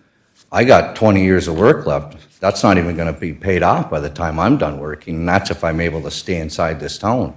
And even those that are on fixed incomes that are literally telling you, look, you're going to tax us right out of our homes. It's in essence, you kill a golden goose, and you've only got 4,000 people working. You know, you get tired of that. So in essence, you already know, I do believe most of you already know where cuts could be made. You just don't want to make them. And I don't mean to be rude that way, because I have to sit at my table like this guy was saying. I have to make cuts. I have to make decisions that, okay, I can't do this or I can't do that. You know, a person can't even take a vacation. You know, I'm 43. I've done 2 vacations in my life. 2, after raising 4 kids, and I'm not done yet. And I'm not crying about it. But that's just the way it is. So, I mean, I think you need to look at yourselves before you start threatening us and telling us that we're going to lose departments when you're not even cutting it for anybody else outside of it when you could raise their levies. But they won't let you. Well, we're telling you we don't want you to raise ours, but you're going to. I'm just saying. Right, and this is for the advanced life support ambulance service. If we could levy the tax, we would, and that's what this EMS task force is for. I'm not saying that, you know, it's not an excuse of what we're not doing cuts here or there, but this is one of the areas that we're going to need some help once you do so. Otherwise, the service that we provide may not be sustainable. That's always the end game right there. And it's always us that get threatened with that, as it were. I know you're not specifically sitting there threatening us, but the end game is we're the ones that either, well, you're either going to pay or you're going to lose. And when it comes to paying for other people's stuff, we're already losing. We're paying for Social Security, not Social Security, you're paying for programs that the county wants. They're taxing us crazy on that.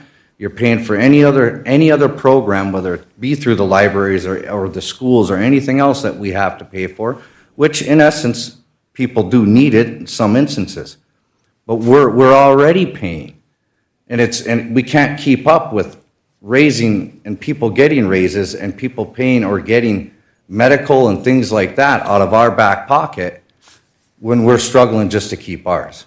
And I know you don't want to be cutting jobs because I work for a township and I'm represented by Amanda. I mean, you don't want to just sit and start cutting union jobs when that's what brought in a lot of great opportunities for everybody up on the Iron Range. But, you know, when you do lose a job, it's not the end of the world, depending on what you're saving or what your cut and your end result is for, as opposed to just taxing everybody out of your own city that work.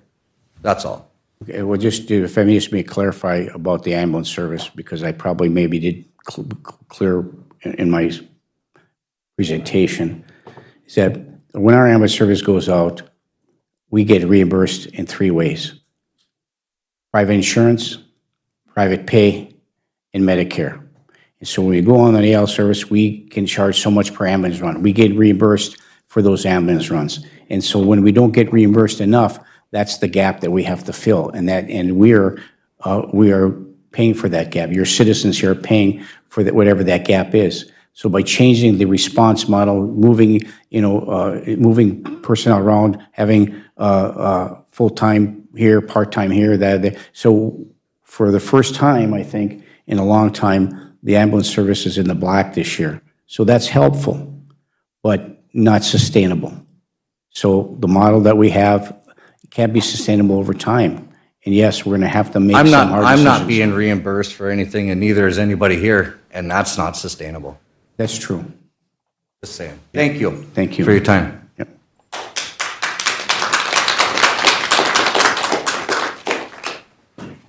Okay, just before we adjourn the hearing, there is a formula, and we can send it to you by calling our city clerk. It tells you what the proposed rate increase for the general fund levy at 5.22%, and then you could move it around. You can move it to 0, 3%, 8%, whatever it is, to show what your taxes would be. The City of Virginia portion of your taxes is going to be for 2024, and just as an example, the increased tax annually on a home that's estimated value of $75,000 less the market value adjustment is annual increase of $42.67 based on 5.22. $100,000, it's $68.05 increase. At $150,000, it's $119.73 annual increase. At $200,000 home, it's $171.42 annual increase. At $250,000, it's $223.10 annual increase, and at $300,000, it's a $274.78 annual increase based on the general fund levy increase. So and there's a calculator in there. If you want that calculator to take a look at it, we'll certainly be happy to send that to you. And you can call our city clerk's office, and I'll give the number, and then we'll give it later. It's 218-749-3579. That's 218-749-3579. We'll send this to you electronically or provide it for you, so if you like that. So, Numbers aren't the numbers we get taxed on. I'm not. Those are not the numbers that come on our tax statement. statement. Mr. Lindsay, I'm just showing you what this. But you're misleading everyone. It's not correct. The numbers we get on our tax statement are if we stayed at 5.2 would be 9.16. That formula came from the county, and it has that in there. We're talking about the general fund again. Yes, but that also has that in there, because I'll show you in the spreadsheet after this meeting where you can find that percentage that it calculates to with the debt levy. It's on there. Why can't we talk about it? We right did. now That's instead of exactly what they calculate to. up? That's what they calculate to, Mr. Lindsay. What Mr. Cuffey just said is the calculation. Okay, Councilor Pauls. Thank you, Mayor. Is that a possibility that we could, I don't know, Britt, you're probably not prepared. Is that a possibility we could put that spreadsheet on the screen? Or we're not ready for that? We're not ready for that. Okay. I don't know if that could be printed out just so at the 5.22%. And I just want to make a clarification. So on that county sheet that we were given, so they do put in the column that we can adjust ourselves for whatever the general fund levy percentage is.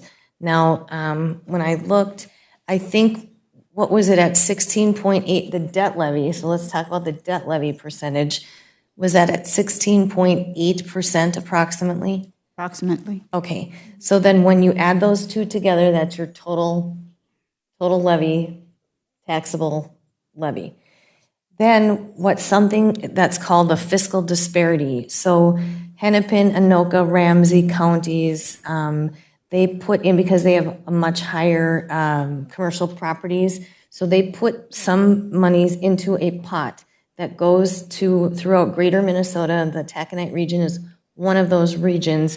So the fiscal disparities pot, we get a portion of that. Now, I don't know what that formula is for Virginia, but the gentleman from the county that sent us the Excel spreadsheet, that fiscal disparity formula is in there. So even with the debt levy at 16.8%, if we stayed at 5.22%, minus the fiscal disparity, your overall taxation, like you had stated, would be like 9.16 or 9.18.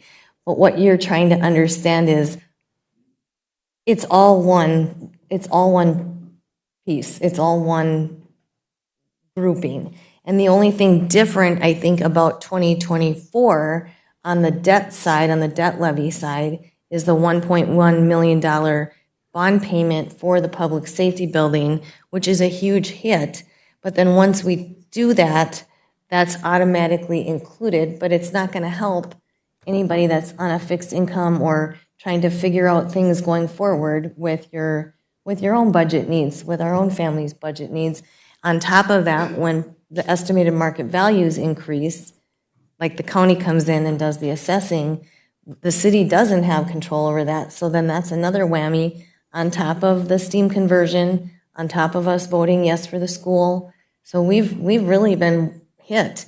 So I totally understand. And I don't know, Mayor, if this is not the right time to talk. Yes, you talk, yeah, that's fine, whatever you need to do. Just to address on that sales book, our EMV on the sales book went up, I think, $425 million or $423 million in 2023. So we will see that for if they're a year behind, I would assume that we'll see that for 24, from 23 in 24 to budget for 25.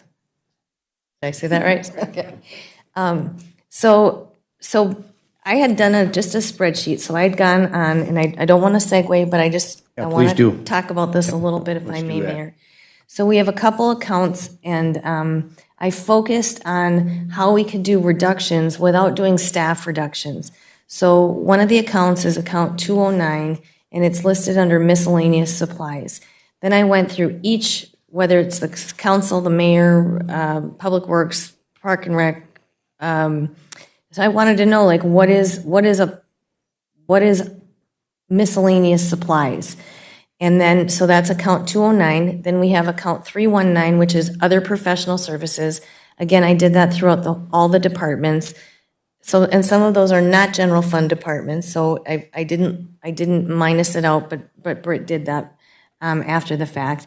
And then we have account 439, which is miscellaneous. And I went through all departments. Now, when I added all of those, so miscellaneous supplies, account 209, other professional services, account 319, and miscellaneous, and just a general miscellaneous, 439. That's the account number. And I think there might have been a couple other small, like break room supplies numbers in there. But when I added all that up across the board, that's $403,383 in other professional services and miscellaneous supplies and miscellaneous spending. So in my opinion, we've talked about tightening that up, and we need to understand where those, I mean, I'm sure it's a nut and a bolt and it goes to something, but if it goes to something, then it needs to be coded to small equipment repair or maintenance or what have you. So I was looking very closely at the spending, and I still want to address something. When we have a $12,000, but we're budgeting, according to this budget now, and what we're going to be approving, the library we're okaying the library to have a $12,000 miscellaneous supply budget. Can someone explain why that didn't get cut? No, it didn't. It's in the budget packet. It was not cut. If you're looking at the Cassell spreadsheets, those were not updated. Page 6 would have the most recent cuts. But why was it cut? Why wasn't it cut down to like the park and rec is like zero? Because they do have subscriptions they have to pay that come out of those professional services. Professional services is one thing. I'm talking about miscellaneous supplies. Why? And the police department has $15,000 in that allocation for miscellaneous supplies. I'm just really concerned about what, but when I looked at the park and rec, I think that was actually taken out of there. That's what got put back in. That's the music in the park. It got taken out and then we got. No, that was an additional line item. The miscellaneous supplies 209. I'm talking specifically about account 209. So when I looked at that, and I looked at and I really appreciate after we had a wonderful conversation, the cuts that you made, I just look at that account 209 and I don't understand why those departments have to have that much of a cushion for miscellaneous supply spending. To me, that's very concerning, and if you're talking about trimming fat and not employees, and that's what seems to be the focus, like nobody wants to do any cutting with employees, that would be a horrible thing to have to do, but if it has to be done, it has to be done. But when I look at cutting the fat and I add up all those columns to $403,000, I kind of have to say to myself, where can we squeeze another, if we even got down to 3%, we'd have to shave off another $117,452. So in my opinion, you've got to look at what are these, like, can't we just tighten up for 1 year? I mean, do we need to budget for, I know the light fixtures under streets, I think they're $15,000 to $18,000 per globe, but do we need, I mean, do we have 2 globes in stock? If a globe goes out in 2024, can we afford to just hold off on that, keep that in abeyance until the following year, not putting it off and not passing the tax forward, but there will be some other growth things that are going to be happening in 2024, and our estimated market value will probably change based on that $430-some million number. And I'm not asking any consideration to go lower. I'm just saying when I pull those out and I see streets under 209 had a miscellaneous supply of $30,000. And now that was cut. Then streets under account 319 under other professional services we're asking to increase $25,000. I don't understand what that increase is for. Mayor? I'm sorry Sherry? to interrupt. Sherry? But the streets for the 25,000, your direct question that you're asking now, is the Northwest asphalting? That costs money. So it's asphalt? Mm-hmm. And wouldn't that be part of a project cost? And why would that be as a professional service? We agreed to work with the county to go under their contract for crack sealing and salt and those other kind of things. So that is. Okay. So I mean, there's line items, and I'm not trying to peck anything out. I mean, I know you've worked so hard, and we've all put a lot of work into this. But when I see these miscellaneous columns, it super bothers me. Like at the police department, it's a $15,000 miscellaneous supply column. Why is that? Why can't the departments code this? Or I don't know who's in charge of coding, but it would make more sense then if I could see, hey, this is for this, or this is for, a headlight on a police vehicle, or, a siren on an ambulance, or what have you. So when they're putting that, those are huge numbers. And I just look, I would just slash them in half. That's what I would do.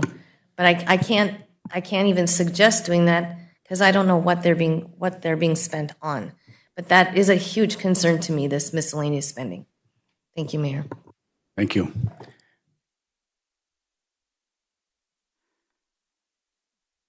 Sherry, do you have something else? Yes, I just want to let you know that Friday I did spend going through each one of these and going to the detailed ledger on it. Very time consuming, and where there was no changes, it either was Pure Mars security or there was fees for our WEX, Viva, different things like that, that's where they were coming out of. Now, does that mean it's coded right? No. The department head is to code it. And I have a new accounting person down there, actually 2 new accounting people. And so I did spend a lot of time Friday saying, we got to take it out of this miscellaneous supplies. You're only legally needing 1 supply account, which is 439. And so we're working with our auditor to see if we can change the title and just put supplies. Instead of, so that it gets coded to the right area. But either way, if you take out 15,000 here, it's going to go 15,000 in small tools and equipment because they needed it at the time. And that was my concern. I mean, I can slash and burn, but then we'll slash and burn. And I get that, Sherry, and I truly appreciate you. I know that took a lot of time, and I really do appreciate that. It's just when you look at it, if a taxpayer wanted to go and come and look, and it's all of a sudden you're looking at $15,000 in miscellaneous spending, you start to question, well, what are they spending that on? Well, Totally agree. I totally agree. I don't like that Like when my Miscellaneous kids supplies. do that, I'm like, no Venmo. We don't do Venmo. But, so I guess my point is, in order for me to understand, I really want those.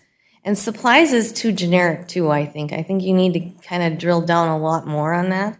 And so we have to work with the auditor to make sure it's within the state accounting And I system. didn't mean to go off, Mayor, I apologize, but to answer some questions, whatever we vote on, the number tonight will be added to the debt levy minus the fiscal disparity will be the total amount of taxation on property owners. Thank you.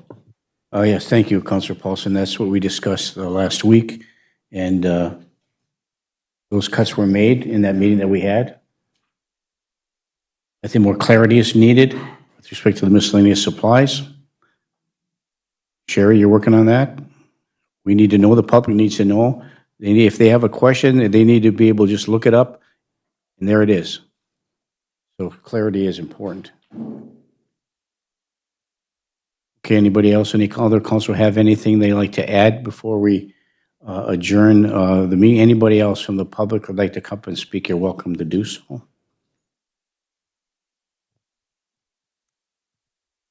Councilor Motley? So when we received our property taxes, the proposed, it was around, don't quote me on exact number, it was around 36%, give or take, whatever. So right now, roughly, if we were to set the levy at where the city's at right now, you're looking at a little over 9%. So regardless of where this council votes at the city council meeting, I know it's not going to make people happy, and I don't know if this number is going to be the final number or not, but it has gone down about where it's down to a quarter. Is that right, Sherry? Roughly. I mean, I know we're about a quarter of what it was. So, thank you, Mayor. Thank you, Councilor Motley. Okay, anybody else? Councilor Beyondich? Will chime in. Having gone through this process in this in-depth has been eye-opening. No matter what we do tonight, I don't think it's something that we can just let lay. We need to be working on this all the time, all year, to see where we can hold things in. So I appreciate so much all of you coming in. You are the people who put us here. This is our job. And I appreciate everything that you've said. Thank you. Sherry, we'll make a decision tonight at the council meeting, but I'd like you to take a look at, I want to know exactly how much money we will save if the city council's compensation package with respect to healthcare is completely eliminated. So let me know how much that is. If you have that approximate number now. If you can give me about 5 minutes, I will get it for you. All right, thank you.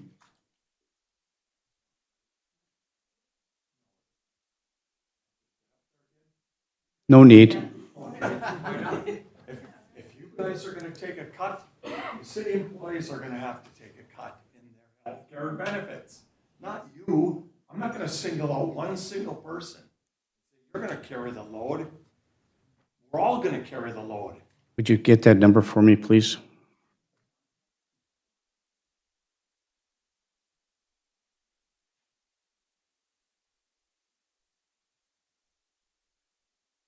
Mayor, could I speak? Mr. Mayor? Councilor Motley.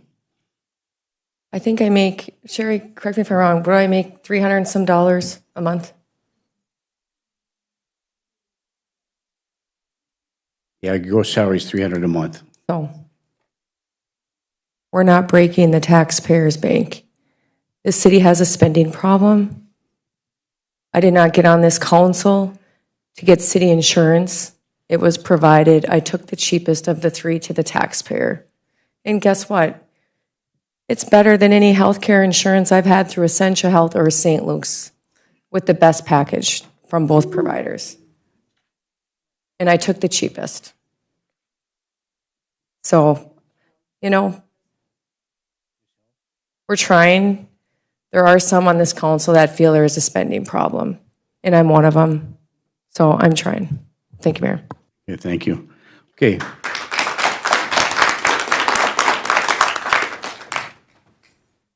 Healthcare insurance for the city council will save, if it was completely limited, will save the city $147,484. There you have it. Councilor Paulson. Thank you, Mayor. So by the council moving into the 80-20 position, so the city would pay 80% of the premium, the councilor would pay 20%, councilor and mayor. Could we figure out the total if the entire AFSCME union moved into an 80-20 split? How many AFSCME employees are there? I think we have to caution, I think we're in a negotiation aspect of here. Mr. Lindsay? Thank you, Mayor. Yeah, we should be careful about moving toward those kinds of discussions here just because we have a negotiating session that's opening up. Okay, very good. Just letting you know that that would be a cost savings as well.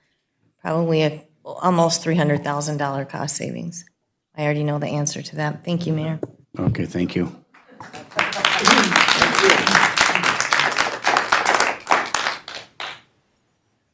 Okay. Any other discussion before we adjourn to resume the council meeting? I'll just make a comment. Yes, please, Councilor Freely. I thank Sherry for the homework she's done, Britt, Greg, Dennis, everybody that put their minds into this, the suggestions that have been made for solutions that we can come up with, reductions that need to be made. That's going to be a continuing conversation until we get to where we need to.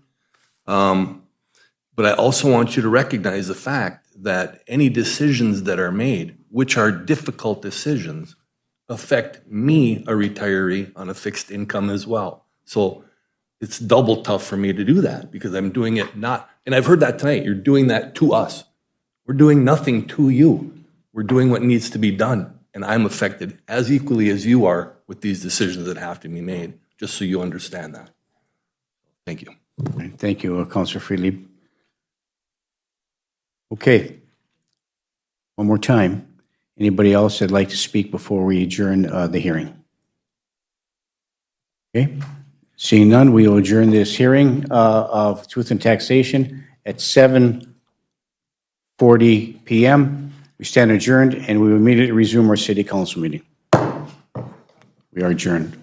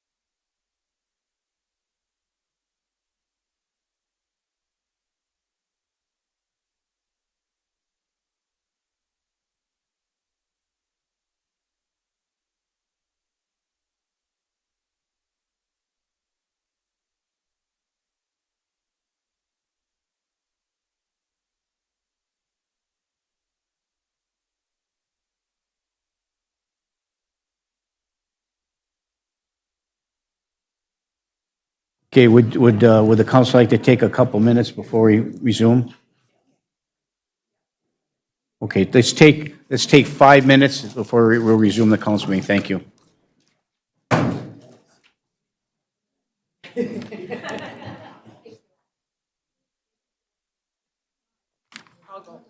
it out and then you can. What else? I got it. Yeah.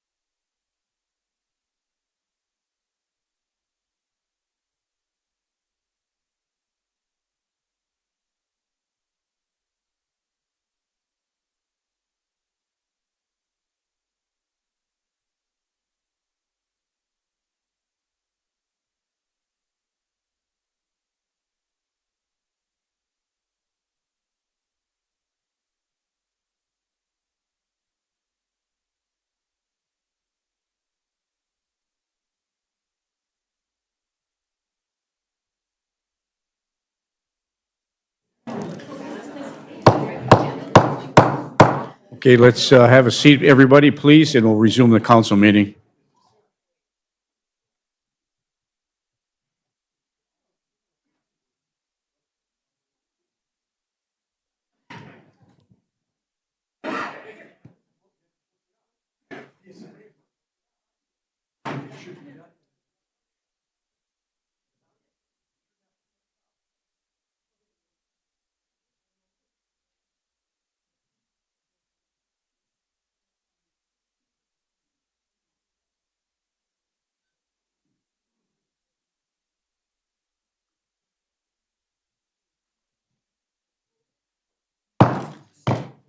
Okay, we'll resume the city council meeting now. Thank you. We'll move to item number 8, discussion items.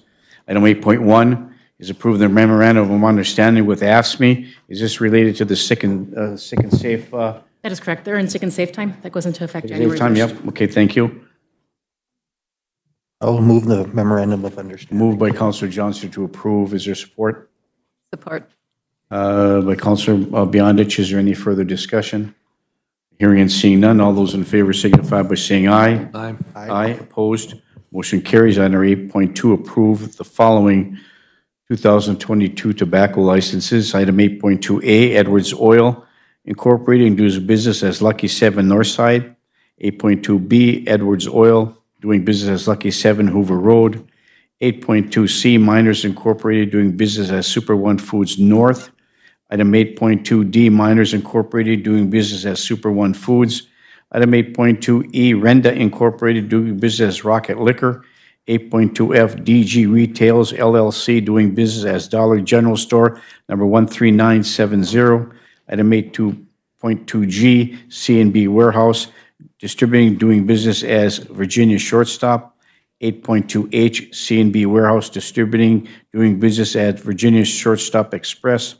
8.2I, Super One Liquor, LLC, doing business as Super One Liquor. Item 8.2J, Holiday Station Stores, doing business as Holiday Station number 2746148.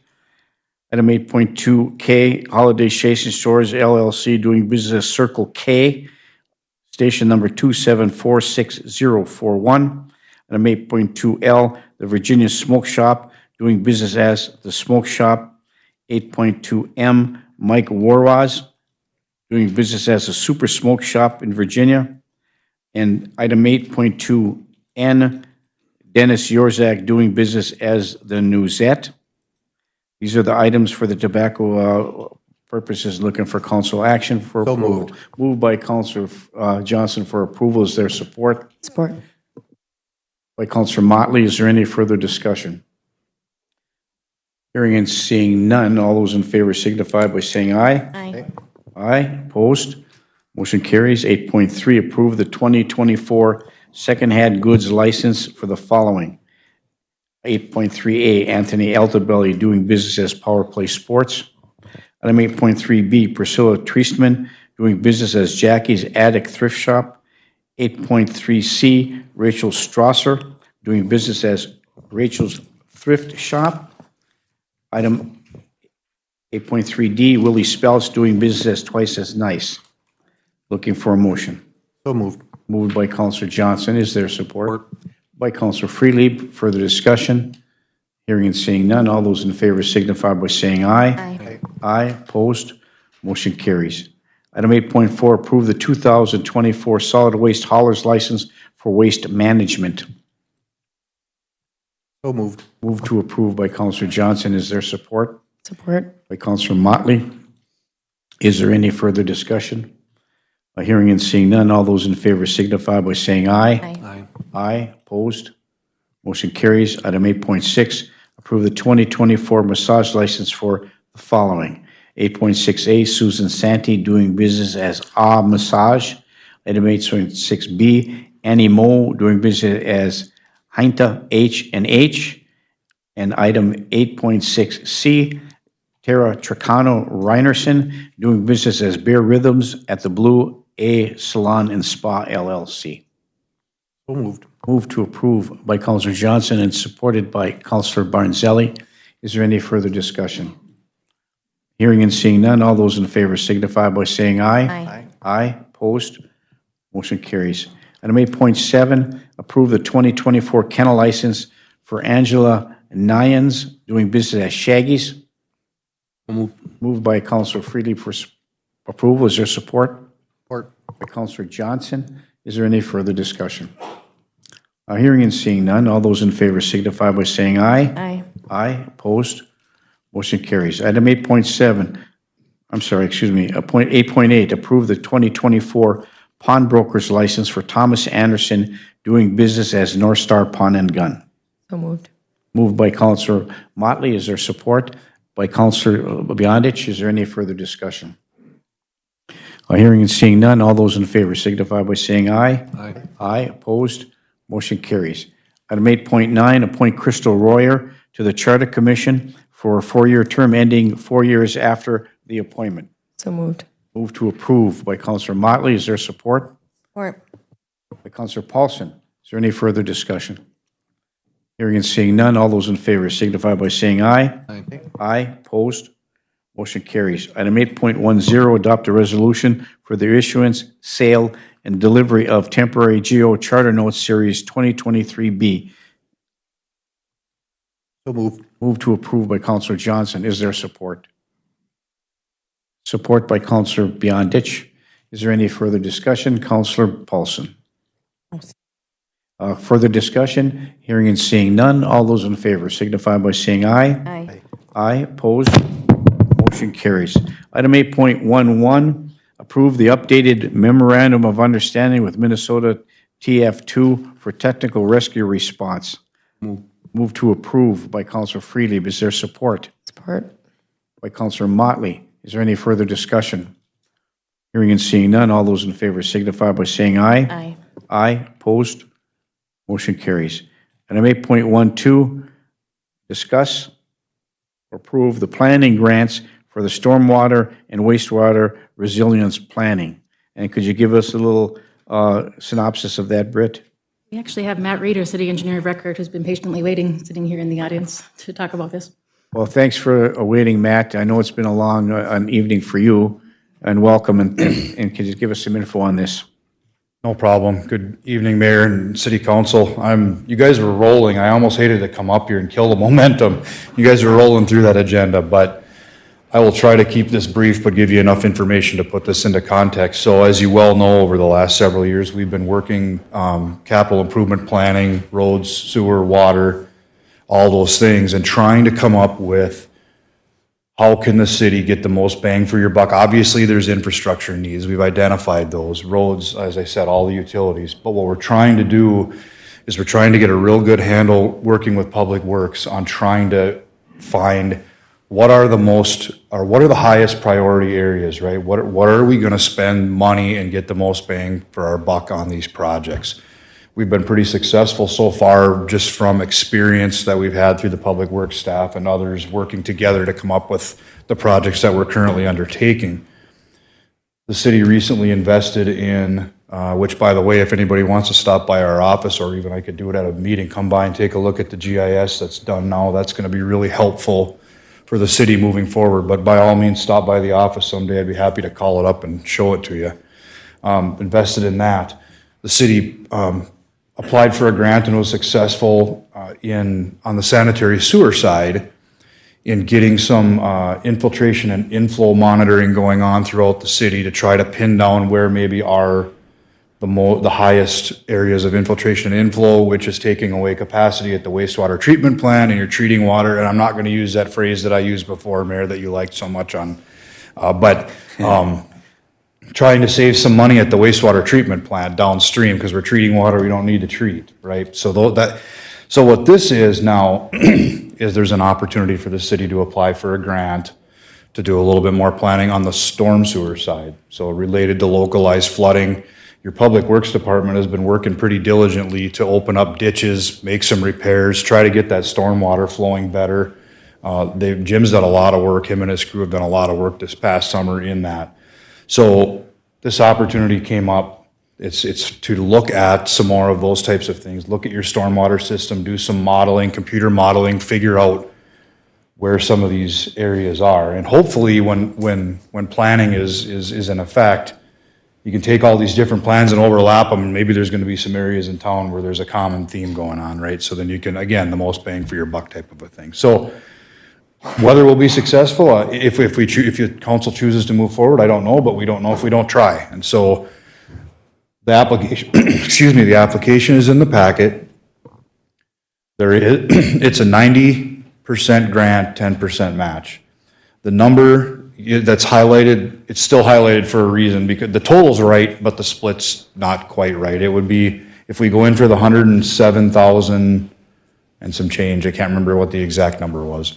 It'd be a little over $10,000 for a city match, and the rest would be, if we're successful, would be the grant. So that's, I guess, my less than brief explanation, but if anybody has any questions, I'd certainly try to answer, and ultimately it's up to you guys what you'd like to do. Yeah, thank you, Matt. I have one question, and we applied for the grant cycle. If successful, what would be the estimated time that we'd know if we were awarded the grant? I believe it's in a few months. Okay, so it would be in 2024. 2024. And so in 2024, based upon our levy and cutting a lot of things with even for projects and grant applications, when there's a match, that's not in this budget. So the question for me is that if it's a 10% grant, and so if we ask for the grant, how much are we asking for the general public? A little over $100,000 total. So there'd be a 10% match in that regard? It would be about, say, $11,000 match, yes. Okay, very good. Thank you. Councilor Johnson? Thank you, Mayor. I will move to authorize staff to apply for the grant. Okay, moved by Councilor Johnson to allow staff along with SCH to apply for this grant for the stormwater and wastewater resilience planning. Is there support?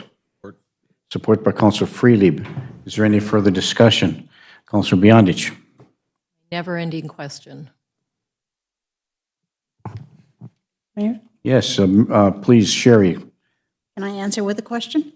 Matt, is there in-kind services like for Public Works that is applied towards that match? It's a possibility, yep, that some or all could be in-kind services. That would have to be determined, working with the Public Works Department, if the grant was successful, how we could come up with $11,000 worth of in-kind service for them to do. But yes, that's a possibility. Okay, thank you. Well, we should be applying for the grant, and then if it's awarded and we can't find the money, then we don't get the grant. Please continue, Councilor Beyondich. Thank you. And I think that's where I was going, is what would happen if we did receive it, and where does it come from? Thank you. Okay, thank you, Councilor Beyondich. So it has been moved and supported to apply for this grant. Is there any further discussion? Hearing and seeing none, all those in favor signify by saying aye. Aye. Aye, opposed? Motion carries. Thank you, Matt, very much. Thanks for your patience and your long wait. Is there anything else on the agenda that you need to address we can move to? Nope, that's it. Thank you. Thank you very much. Appreciate it. Item 8.13, approve the 2024 on-sale and Sunday liquor license for Polly G's, or for Polly's doing business as Polly G's. So moved. Support. Moved by Councilor Botley and supported by Councilor Johnson. Is there any further discussion? Hearing and seeing none, all those in favor signify by saying aye. Aye. Aye, opposed? Motion carries. Thank you. Item 8.4. Mayor? I'm sorry, Councilor Johnson. I would think this would be an appropriate time to make a motion to approve the recommendation for the variance that was discussed earlier tonight. Yeah, I was going to move it to the next one, but you certainly can make that motion right now. I figured it's a discussion item, so. That's very good, yep. So I'll move that, that we approve the placement of the auxiliary building based on the recommendation of planning and zoning and meeting the requirements of planning and zoning. At 37 Merritt Drive. Yes, from Midway, thank you. Thank you very much. Moved by Councilor Johnson, supported by Councilor Beyondich. Is there any further discussion? Hearing and seeing none, all those in favor signify by saying aye. Aye. Aye, opposed? Motion carries, thank you. I'll move to item 8.14. It would be, there's a resolution in your packet dated December 12, 2023, resolution setting the final tax levy for 2023 payable in 2024. Resolved by the City Council of the City of Virginia that the following sum of money be levied for the current year, collectible in 2024, upon the taxable property in the City of Virginia for the following purposes. General fund levy, $5,573,200. Special levy Vita, $64,974. Special levy tax abatement, $150,000. Debt levy for bond 2021A Street and Alley, $273,392, and bond indebtedness in the amount of $1,733,718 for a total levy of $7,795,284.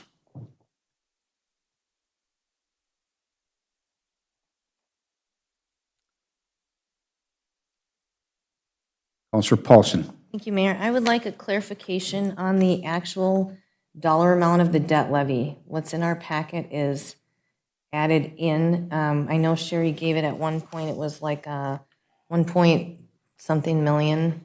But I'd like that clarified so I can understand what we're adding together. Sherry?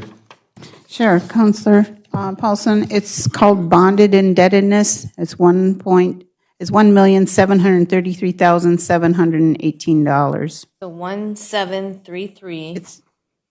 Oh, it's right there. 718 for the total of $7,795,284. Thank you. Okay, thank you, Councilor Paulson. Has it been moved and supported? Looking for a motion moving forward, one way or the other? I will move the resolution as presented. Councilor Johnson moves to approve the resolution regarding setting the final tax levy for 2023 payable in 2024. Is there support? Is there support? Councilor Barnzelli supports. Is there any further discussion? Hearing and seeing none, all those in favor signify by saying aye. Aye. Aye, opposed? Roll call, please.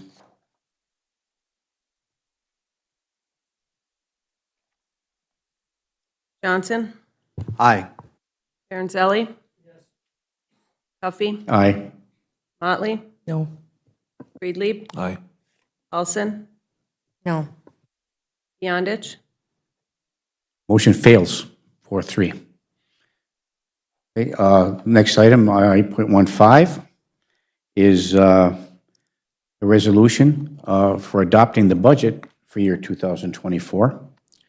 Resolved by the City Council of the City of Virginia, the City Council does hereby adopt the following final budget for year 2024.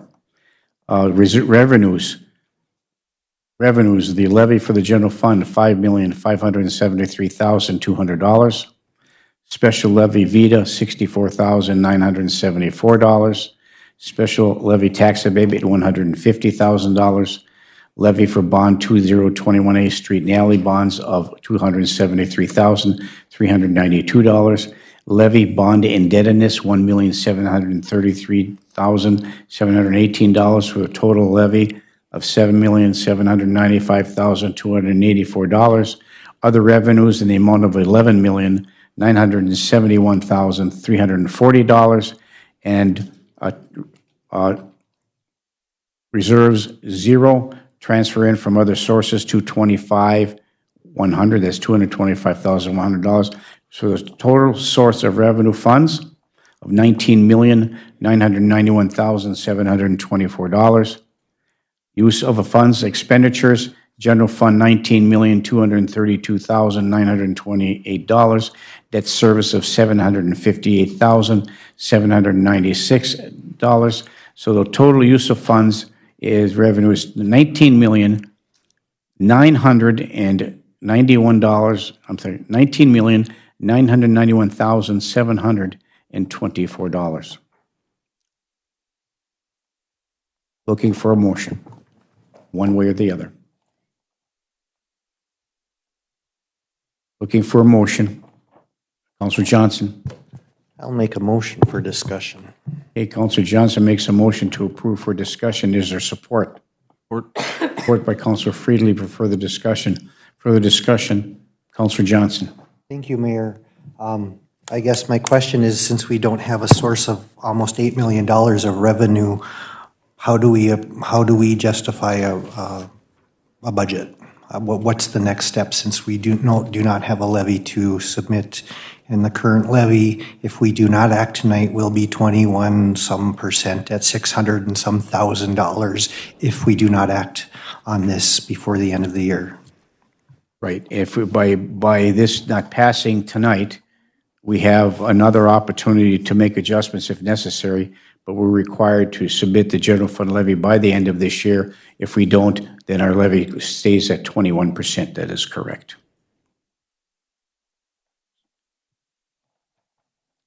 Councillor Paulson. Can that be clarified? What do you mean the levy stays at 21%? The proposed levy? The preliminary. We set it at say the 21%. preliminary. If we don't And we also get make some fined. changes So by the end of the year. I thought the December 12th meeting was the meeting that we had to decide this. Is that incorrect? So we can't actually have conversations about that number. It didn't pass, so it's done. Well, we have until That's the why I asked, do we get to talk about that again? Yeah. It's open If for someone dis- wants to proffer a different number. Well, yeah, I mean, we could do that. Well, this one failed, but we have a motion on the floor for this one right now. And I don't know how you can approve that without having the levy approved first. True, but this is a resolution, so we have to approve or deny it. Motion, so take a vote. But if it hasn't happened the way that it's on the sheet, I don't know how it can be voted up or down because it's not accurate yet at this point. So then table the resolution. I want to table it, but.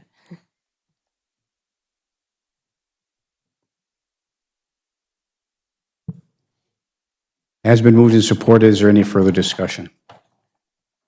Hearing and seeing none, all those in favor signify by saying aye. Opposed? No. No. Roll call, please.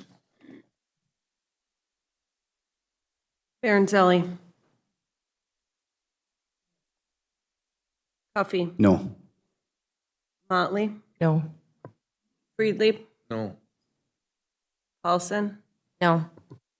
Beyondich. Johnson. No. Okay, thank you. A motion fails 6-1. Councillor Paulson. Okay, I don't know if you want to continue that discussion or if you want to keep going down the agenda. But just say we went to, so I did the quick calculation at 2%, 3%, and 4%. At 2%, we would have to, so the number would be $5,402,779. We would have to shave off another $170,000. At 3%, we would have to shave $117,000 off, and at 4%, $64,484. And I know we're all trying to be mindful of employees versus what the taxpayers are looking for. I still think we can go down a little bit further based on some of those miscellaneous numbers. And I guess I would like to see it a little lower, and I don't know if we can have a conversation about that or not. Well, we have to approve something by the end of the year, or we stay at 21%. So if we want to discuss it now, we can do that. Otherwise, we'll have to set another special meeting which to conduct the business. So we can do it here or later on down the road. So if you'd like to discuss it now, we can discuss it. So. Well, I'd kind of like to hear if anyone that voted no has any other suggestions. I just feel like we can probably find a little bit more money to cut without cutting staff. Do you have some suggestions in mind, Councilor Paulson? Well, I have 3 scenarios. It just depends on how deep we can dig down. Well, and I probably have a 4th one, so we'll go ahead if you like. Sherry, is it possible to find another 170? I'd have to work with Britt and a couple of department heads. Anything's possible, you know what I mean? Okay, then Mayor, that's the number I'm going to start at, which is the 2% number, if anything is possible. So I just want to do my math correctly. And so what I did is Sherry, I took the current budget, 2023 of $5,296 and $843, excuse me, and I times that times 0.02 or 2%, and that increase would be $105,936, which then you add back into the 2023. So the number for 2024 would be $5,402,779. But you have to add then back in the 1.733718. So you need a total number. If I make a resolution. General fund, everything else is already, all the debt's already been approved. So Okay. tonight, what we have to approve is the general fund levy. Okay, so the All number. other debt's been approved at all the public hearings we've had Perfect. over the years. This is just general fund Perfect. levy. Okay, so the general fund, that I will make a motion to set the general fund levy at $5,402,000, $5,402,000. I'm going to say it 3 times and still get it wrong. $5,402,779 for 2024. Okay, so $5,402,779, which would be a reduction from $5,573,200. And that's a 2% increase, 2%, and we would have to cut an additional $170,421. I would support for discussion. Okay, a support by Councilor Motley for discussion, further discussion. Councilor Motley. Would you be amenable if this actually passed with the council, that with your motion that this wouldn't touch the police, fire, or the EMS? I would agree to that. Okay. And if I may, Yeah, please, I'm Councilor actually Paulson. looking at cutting fat, like cutting expenditures versus employee. But I would agree Perfect. to that. Thank you. Thank you.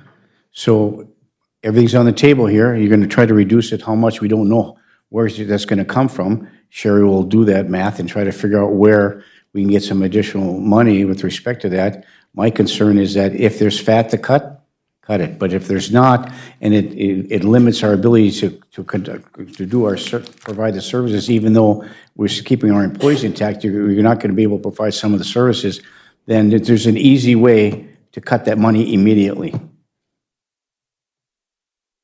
And that is to cut the healthcare benefits for the city council. That's an easy thing to do. People aren't being adversely affected by it. We're the only community city council that gets health insurance. Does it adversely affect me? It does. So I heard everybody here tonight, and I heard everybody that called me on the phone, or left nasty notes on my car or my neighbor's car for me, and then and all those kind of things. So I get it. I understand it. You want to cut. Well, we have to set an example in that regard. If we're going to cut any more than that, by cutting the fat, you might cut services. But I think everything should be on the table then, just like I said in the very beginning. If we can cut the fat, we cut it 2%. You can come up with that information, that's fine. But I think the healthcare benefits have to be on the table as well. So you have to look at all those things, Sherry, as you're looking to cut. There's no fat to cut. Or if there is. Councilor Beyondich, and then over to Councilor Freely. Councilor Beyondich. And I know in your motion you included, did you do Public Works? No, but if Councillor Paulson was okay with amending her motion, I'd be okay with that also. I mean, I'm looking at core services for the citizens. It's Public Works, Public Safety. Thank you. Okay, thank you, Councilor Freely. Just for sake of discussion, because I am retired, I'm on Medicare, so the health insurance, yeah, it's beneficial to me, but it's not something that I absolutely need. But I guess when you talk about no other city does this, every other city that I know of provides a stipend to counselors on a monthly basis. Ours, I think, is $300 a month. So we've creatively taken that $300 a month, rolled that into joining the pool for the insurance. So we're taking that, we're not granted health insurance. We're taking the money that we're stipend for and rolling it into the pool so that we can provide health insurance to ourselves. I think people need to understand that.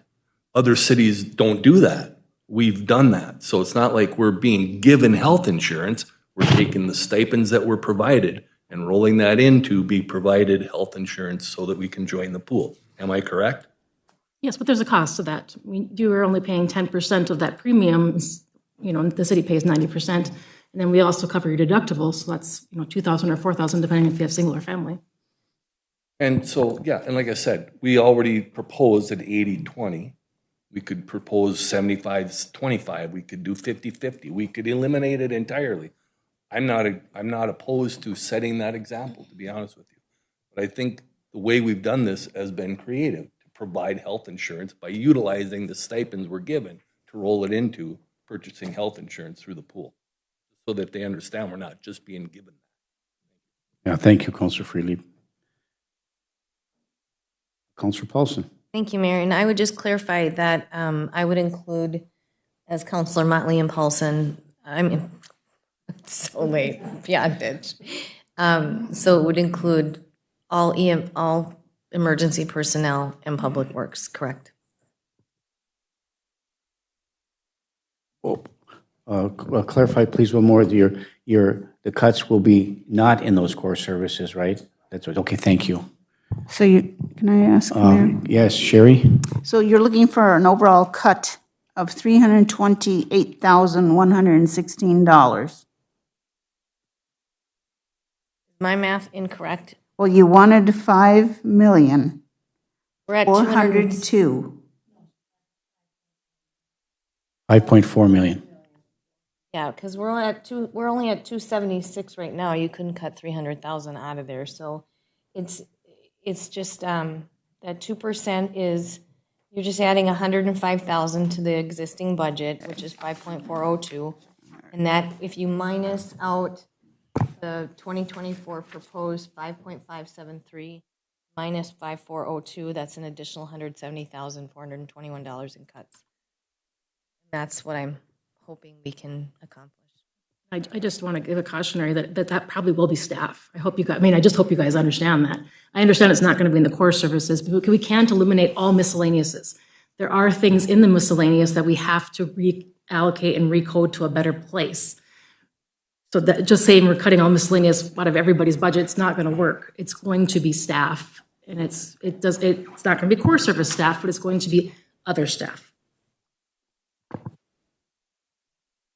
Councilor Paulson. Thank you, Mayor. I respect that. I respectfully don't agree with what you're saying, because when we were at 20%, that was meaning cutting staff. And this entire time, we've been given charts that say it's going to cut staff. And Britt, when I spend hours and hours, like hours, and I find that, wow, this is like way out of whack here. And instead of, we were given a chart that riled up the entire community, both employees who were very angry the night of that meeting, as well as taxpayers. So I don't want to hear that as a threat. I want a solution as to how we can creatively figure out this number. And I believe that we can do it based upon what I've just been looking at. Now, I'd like to point out that this budget does have employee loss. We are attritioning out multiple positions. So to say that there's no employee loss is incorrect. There's no people lost, but there's positions lost. So we are have doing it through lost attrition. people. Correct. Yep, and we've made that very clear. Correct. But we're not talking about it today. So when I say that there's staff lost, yes, there is positions lost. Yes, we have There's reduced. no staff lost. There is positions But lost. people but in no the audience staff. said we need to reduce staff. We are. We did. We have. We are reducing the number of bodies we were supposed to have in locations. That has happened. And I'm just saying that I think we can do better. And that was my motion. And I don't I don't make that motion lightly, but I'm listening to what people are saying. And they cannot afford the increases. And I don't think that services are going to have to be cut. I think those are things that people say to make people feel, I'm not going to use the word, but it causes feelings that it doesn't need to cause. We need to figure this out. These are numbers. We need to figure it out. Okay, so your motion is? My motion is 2%, whatever the number was, 5,402,779. Right, and you're General fund. Okay, so the motion is on the floor, and it's been moved and supported, and we'll be voting on that. So it doesn't make any difference where this comes from, as long as we can cut to that number. That's the number you're looking for, correct? Without cutting any. Yeah, police, fire, or public works, Or EMS. public works, EMS. Correct, that was part of the motion, yes, okay, thank you. Okay, it has been moved and supported. Further discussion, Councillor Johnson. Thank you, Mayor.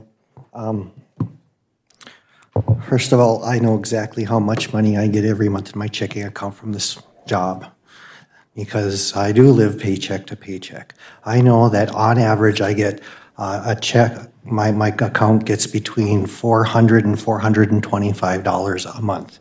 That's a $300 stipend. That's $100 per committee meeting every day, twice a month. Last month, I missed a meeting because I was substitute teaching, because I can make more than $100 in a meeting. And also, we get extra $35 from here and there for other meetings. I know exactly how much money goes into my bank account, so I know exactly how much money is floating around. I truly believe our staff, our department heads, our employees, our Ask Me employees, our MAPE employees, police, fire, have all done everything in their power to cut this budget. But when we get an email saying, but we need to keep the $10,000 for music in the park because it's popular, that's a problem for me. If we are truly cutting everything, then we cut everything. Maybe we only mow once a month in the parks instead of every 2 weeks. Maybe we don't snowplow on Saturdays and Sundays because we need to keep the overtime down. I don't know, but we are doing this thing where we're not going to cut any essential services. Then what? Then what is next? I will not be supporting the levy at a number come up with here without having the staff vet it.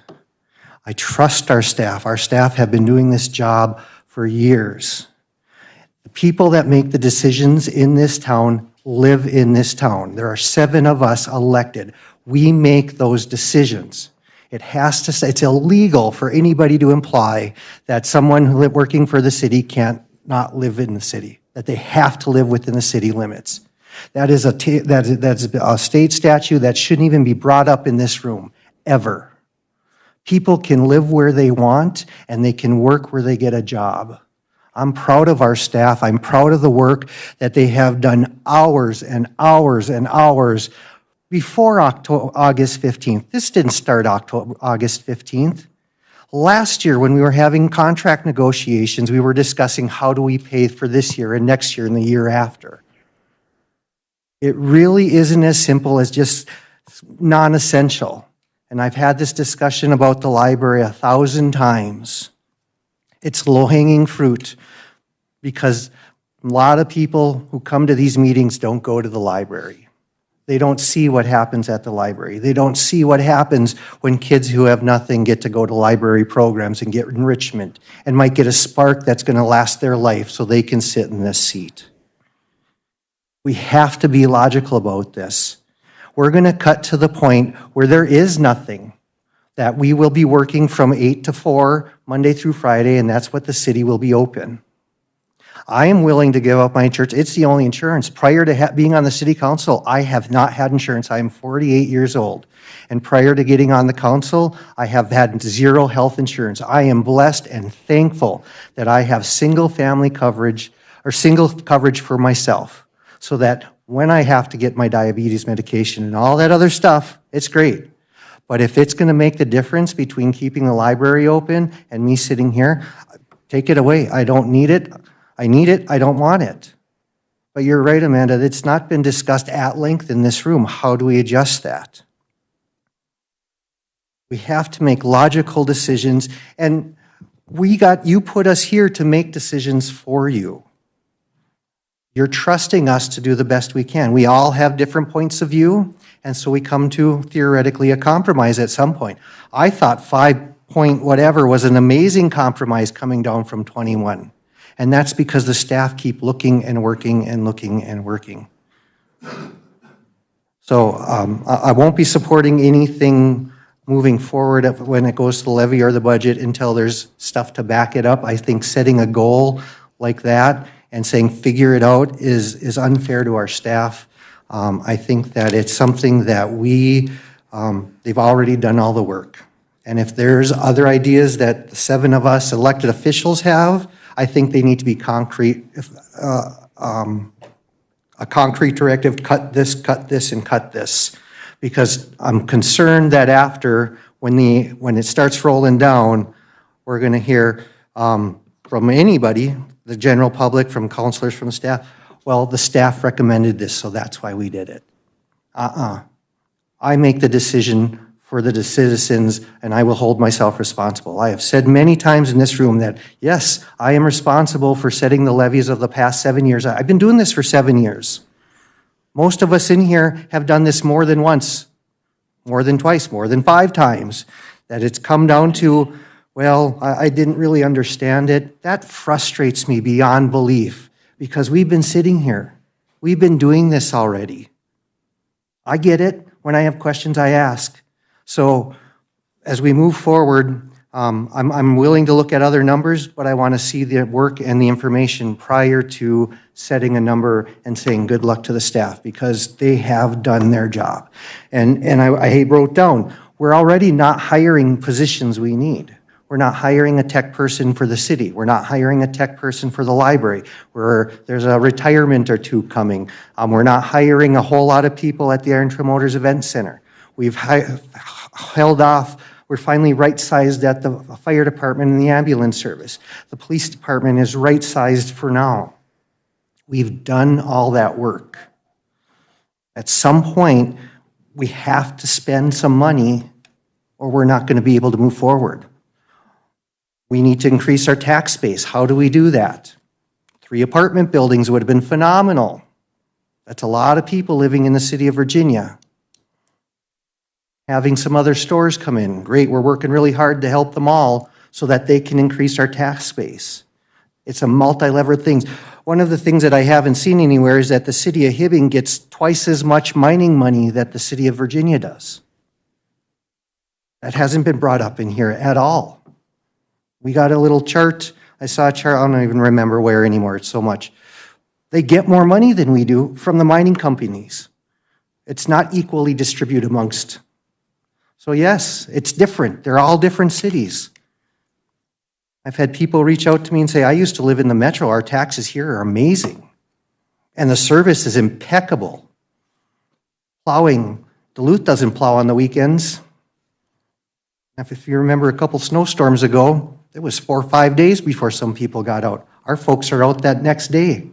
I can get out of my alley at 7 o'clock in the morning because that we've prioritized as a city plowing alleys so people can get out of their driveways so they can go to work.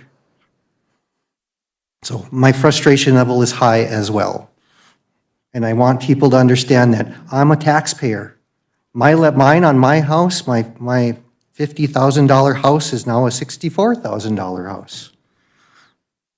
That's where I choose to live. My proposed went up $200 and some dollars. For me, that's half my city paycheck. So putting things into perspective, I'm well aware of that. But I also want to know that we need to keep the city going. My daughter wants to be the mayor. I hope there's a city here. And if we keep cutting, I'm concerned about that. We have to pay our people, and they are excellent at their jobs. Thank you, Mayor. Thank you, Councilor Johnson. The motion on the floor is to set the motion is to set the levy at $5,400,000 $402,779. I'm not going to support this either until I see a number. It could be less than that. We may not be able to reach that, but I'd like staff to do the research before I vote for a finite number. I mean, I understand, I get it. We didn't vote, it didn't pass. We have to pass something by the end of the year, which we're going to be pressured in which to do so. But the number, thank you, Councilor Paulson, for putting that number together. But, that's a number is based upon a suggestion of some general cuts that could or could not be made, and I don't know if they're possible to make them. I'd like staff to review that, take a look at that, and then if they can come up with such savings, hey, I'm all for that. But this number here, it may or may not be reachable. So we make a motion to do this, and they can't reach that, then what? I'd like to know what additional cuts can be made to reach this number. That's all I'm saying. Councilor Paulson. Thank you, Mayor. Thank you for that. I appreciate that. One thing that I'd like to note on the, although the Iron Trail Motors Event Center is a special revenue fund, we are doing a transfer in, and that would be account ending in 342 from MEC for $985,000. And I would just like to ask that if we do consider, Sherry, as you do consider these numbers, that instead of transferring that full amount, that you would do a reduction in the transfer dollar amount, so that would leave more money in the general fund.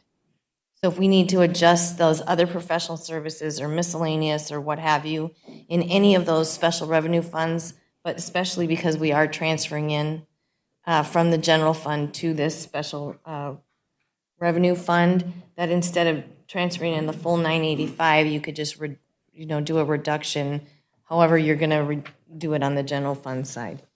And I'm not trying to make any wrong suggestions. I'm listening to people, and I don't think that people can afford this. I think we need to work harder. Thank you, Mayor. Yes, thank you, Councilor Paulson. Once again, I would like to reiterate that whether it's 2%, 1%, 0%, 4%, whatever that is, that number, and I have to agree with Councilor Johnson that I think our staff has done yeoman's work. They make these suggestions to us. We make the decision. So those who have indicated that work hasn't been done, it really has. We have to make the decision based upon what we can afford, what we can't afford. And so the number that you're suggesting here of $5,402,779, if you can't cut in the fat there and we make a motion, we pass this, and we mandate our staff to get to that number, it could result in layoffs. Could, who knows? Who knows? So I'd like to know what the ramifications are to reach this number before I can vote for the motion. I would direct staff to take a look at it and come back. We'll have to have a special meeting to come back and let us know where we're going to cut, get all that information, find out everything that we can do to get it to that level. But just to put this number down now, if we can't get there, it could result in some staff layoffs too. So if that's the case, maybe that number has to change as well. Maybe it has to be lower. I don't know. So I'd like, the staff has done their work. They have they can plug in the numbers. And so we'll have to live with whatever decision we make. But I think that if we're going to require staff to do more work on this, I think that number could change, or it could be less, or it could be more. So I'm going to vote no on the motion to set it at this number. I would prefer to have us have a motion to have staff look at how we can get to this number, not actually setting that number. So that's all I'm saying. So has been moved and supported. Is there any further discussion? Councilor Beyondich. Thank you. And part of me wants to have another discussion on this, another meeting to look through this. I think I'm okay with the number, but I also almost want to see what it will affect. If we were to do that, how soon could we do it?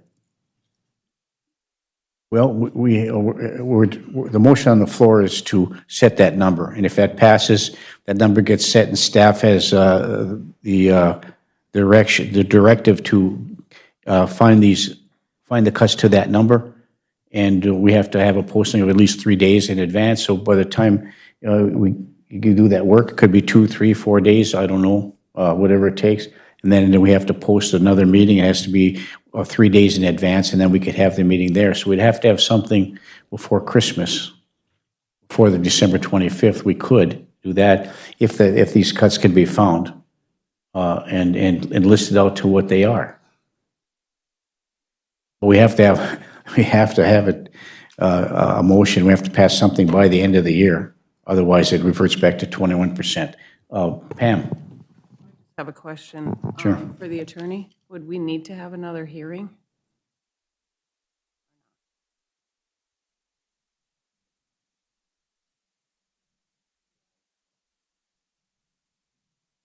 Probably be best to continue this Well, the Yeah. meeting or the previous hearing? We already closed it. We don't have to? Okay. It would just be further discussion. Mayor? This has to be into the state by the 28th of December because the 30th falls on a weekend. So we have to have the decision, the motion passed by no later than the 28th of December, correct?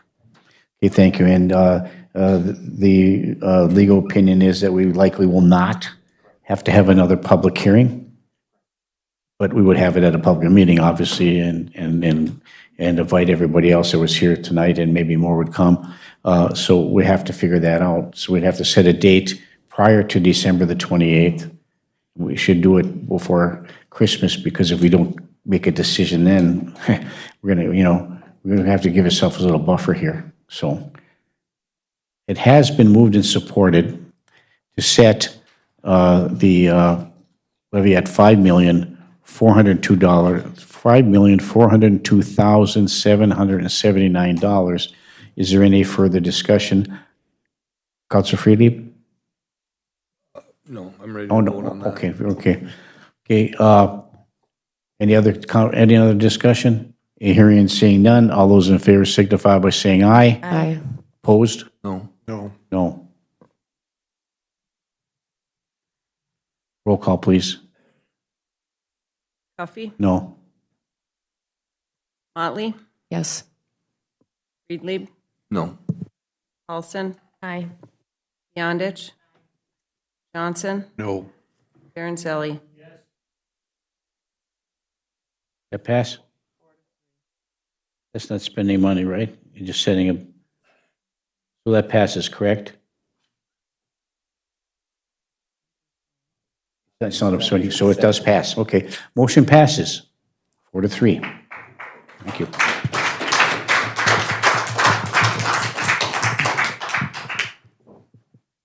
Councilor Johnson?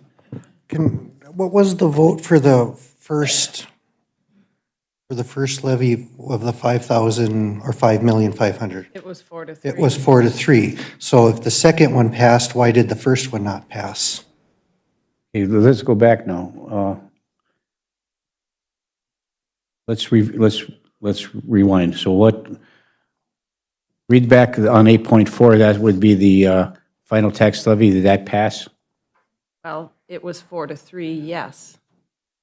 4-3 to set the But- levy, yes. Same type of resolution. But it was 4-3, and you said it failed 2024.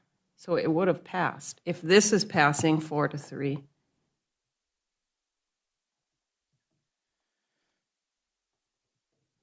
passed.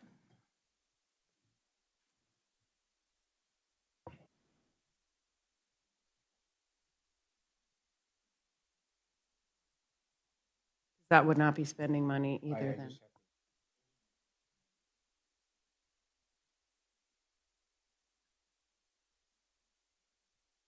So this motion discussed was all for naught?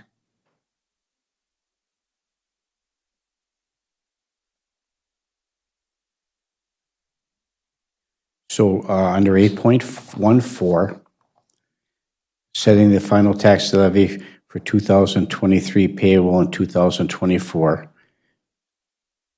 for the total levy of $7,795,284. That passed 8.14 on a 4-3 vote. Correct. 8.5. Adopting budget year 2024, what was the final vote for that? 6 no, 1 yes. Budget. So we passed the levy, but not the budget. Correct. Councilor Paulson? Thank you, Mayor. I thought it stated in our bylaws, we do need a supermajority 5-3 to pass a levy, vacate streets and pass levies. I'm pretty sure. And I think that's what happened Well, the that's- last one when we couldn't reach an agreement. That's because why we I kept said- hitting 5 or 4-3 or whatever it was. That's what I said, motion failed, The because that's last what I thought too. resolution So Failed. would fail, not So be both passed. resolutions fail. Correct. Because they need a 5-3, what does section 8.01 say? excuse me, 5-2. Apologize for the confusion here. We'll figure it out.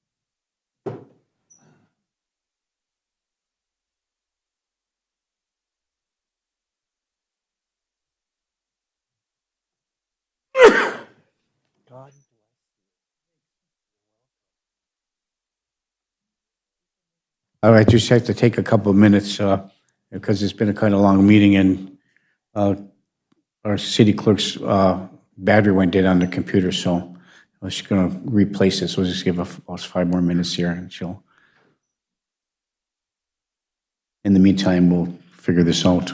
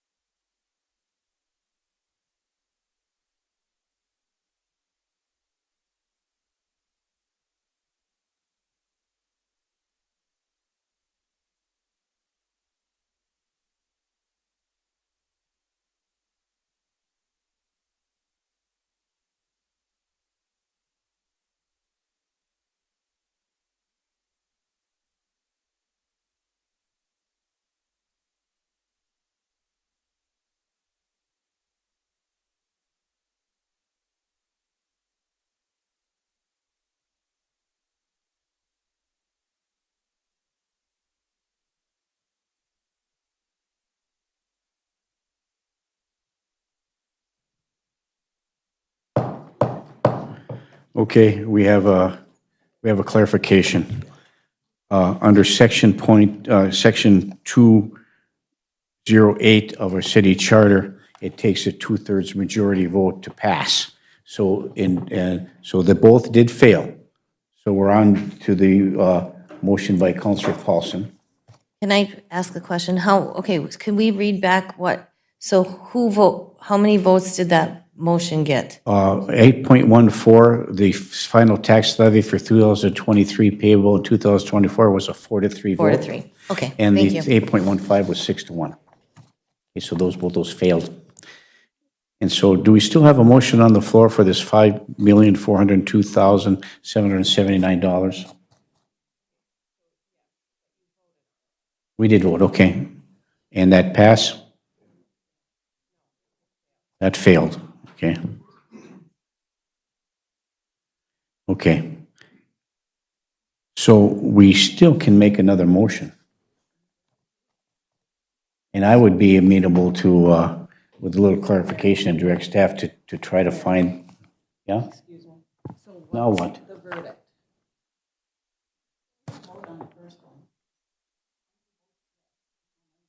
On 8.14, which is setting the final levy for 2023 payable in 2024, was 4-3.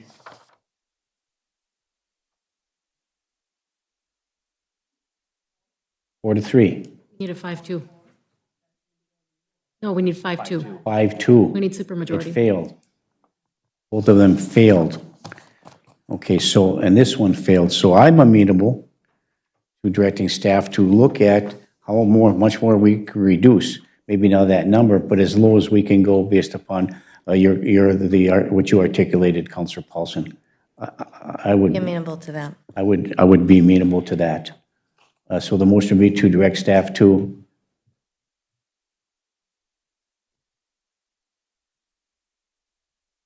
Do you want me to use that same number? Or do you want to just say additional cuts? For me, the number could be less, it could be more. Just have staff research and find as many cuts as possible and articulate those cuts to all of us. You know, there's no motion, articulate all for all of us. So we can discuss at the next committee of the whole meeting. Councilor Preeley? I guess, we were tasked with completing a task tonight on this date. And a lot of time and effort was put into paring it down from 21, and the last discussion I had was 8.19, and it came down to 5.22. We were getting to the point where we were at least somewhat palatable to the public. Most of the information that I got from people in the public was get it down to 5 at least. And yes, it would be preferable to get it down lower, but the lower we go, the higher it will be next year. You got to realize that as well. And so all the time and effort that we put into paring it down from where we were, to where we got tonight to complete the task, we accomplished the task. We just haven't voted accordingly to get it done. And people may not agree with me on that, but the truth is, that was our homework assignment.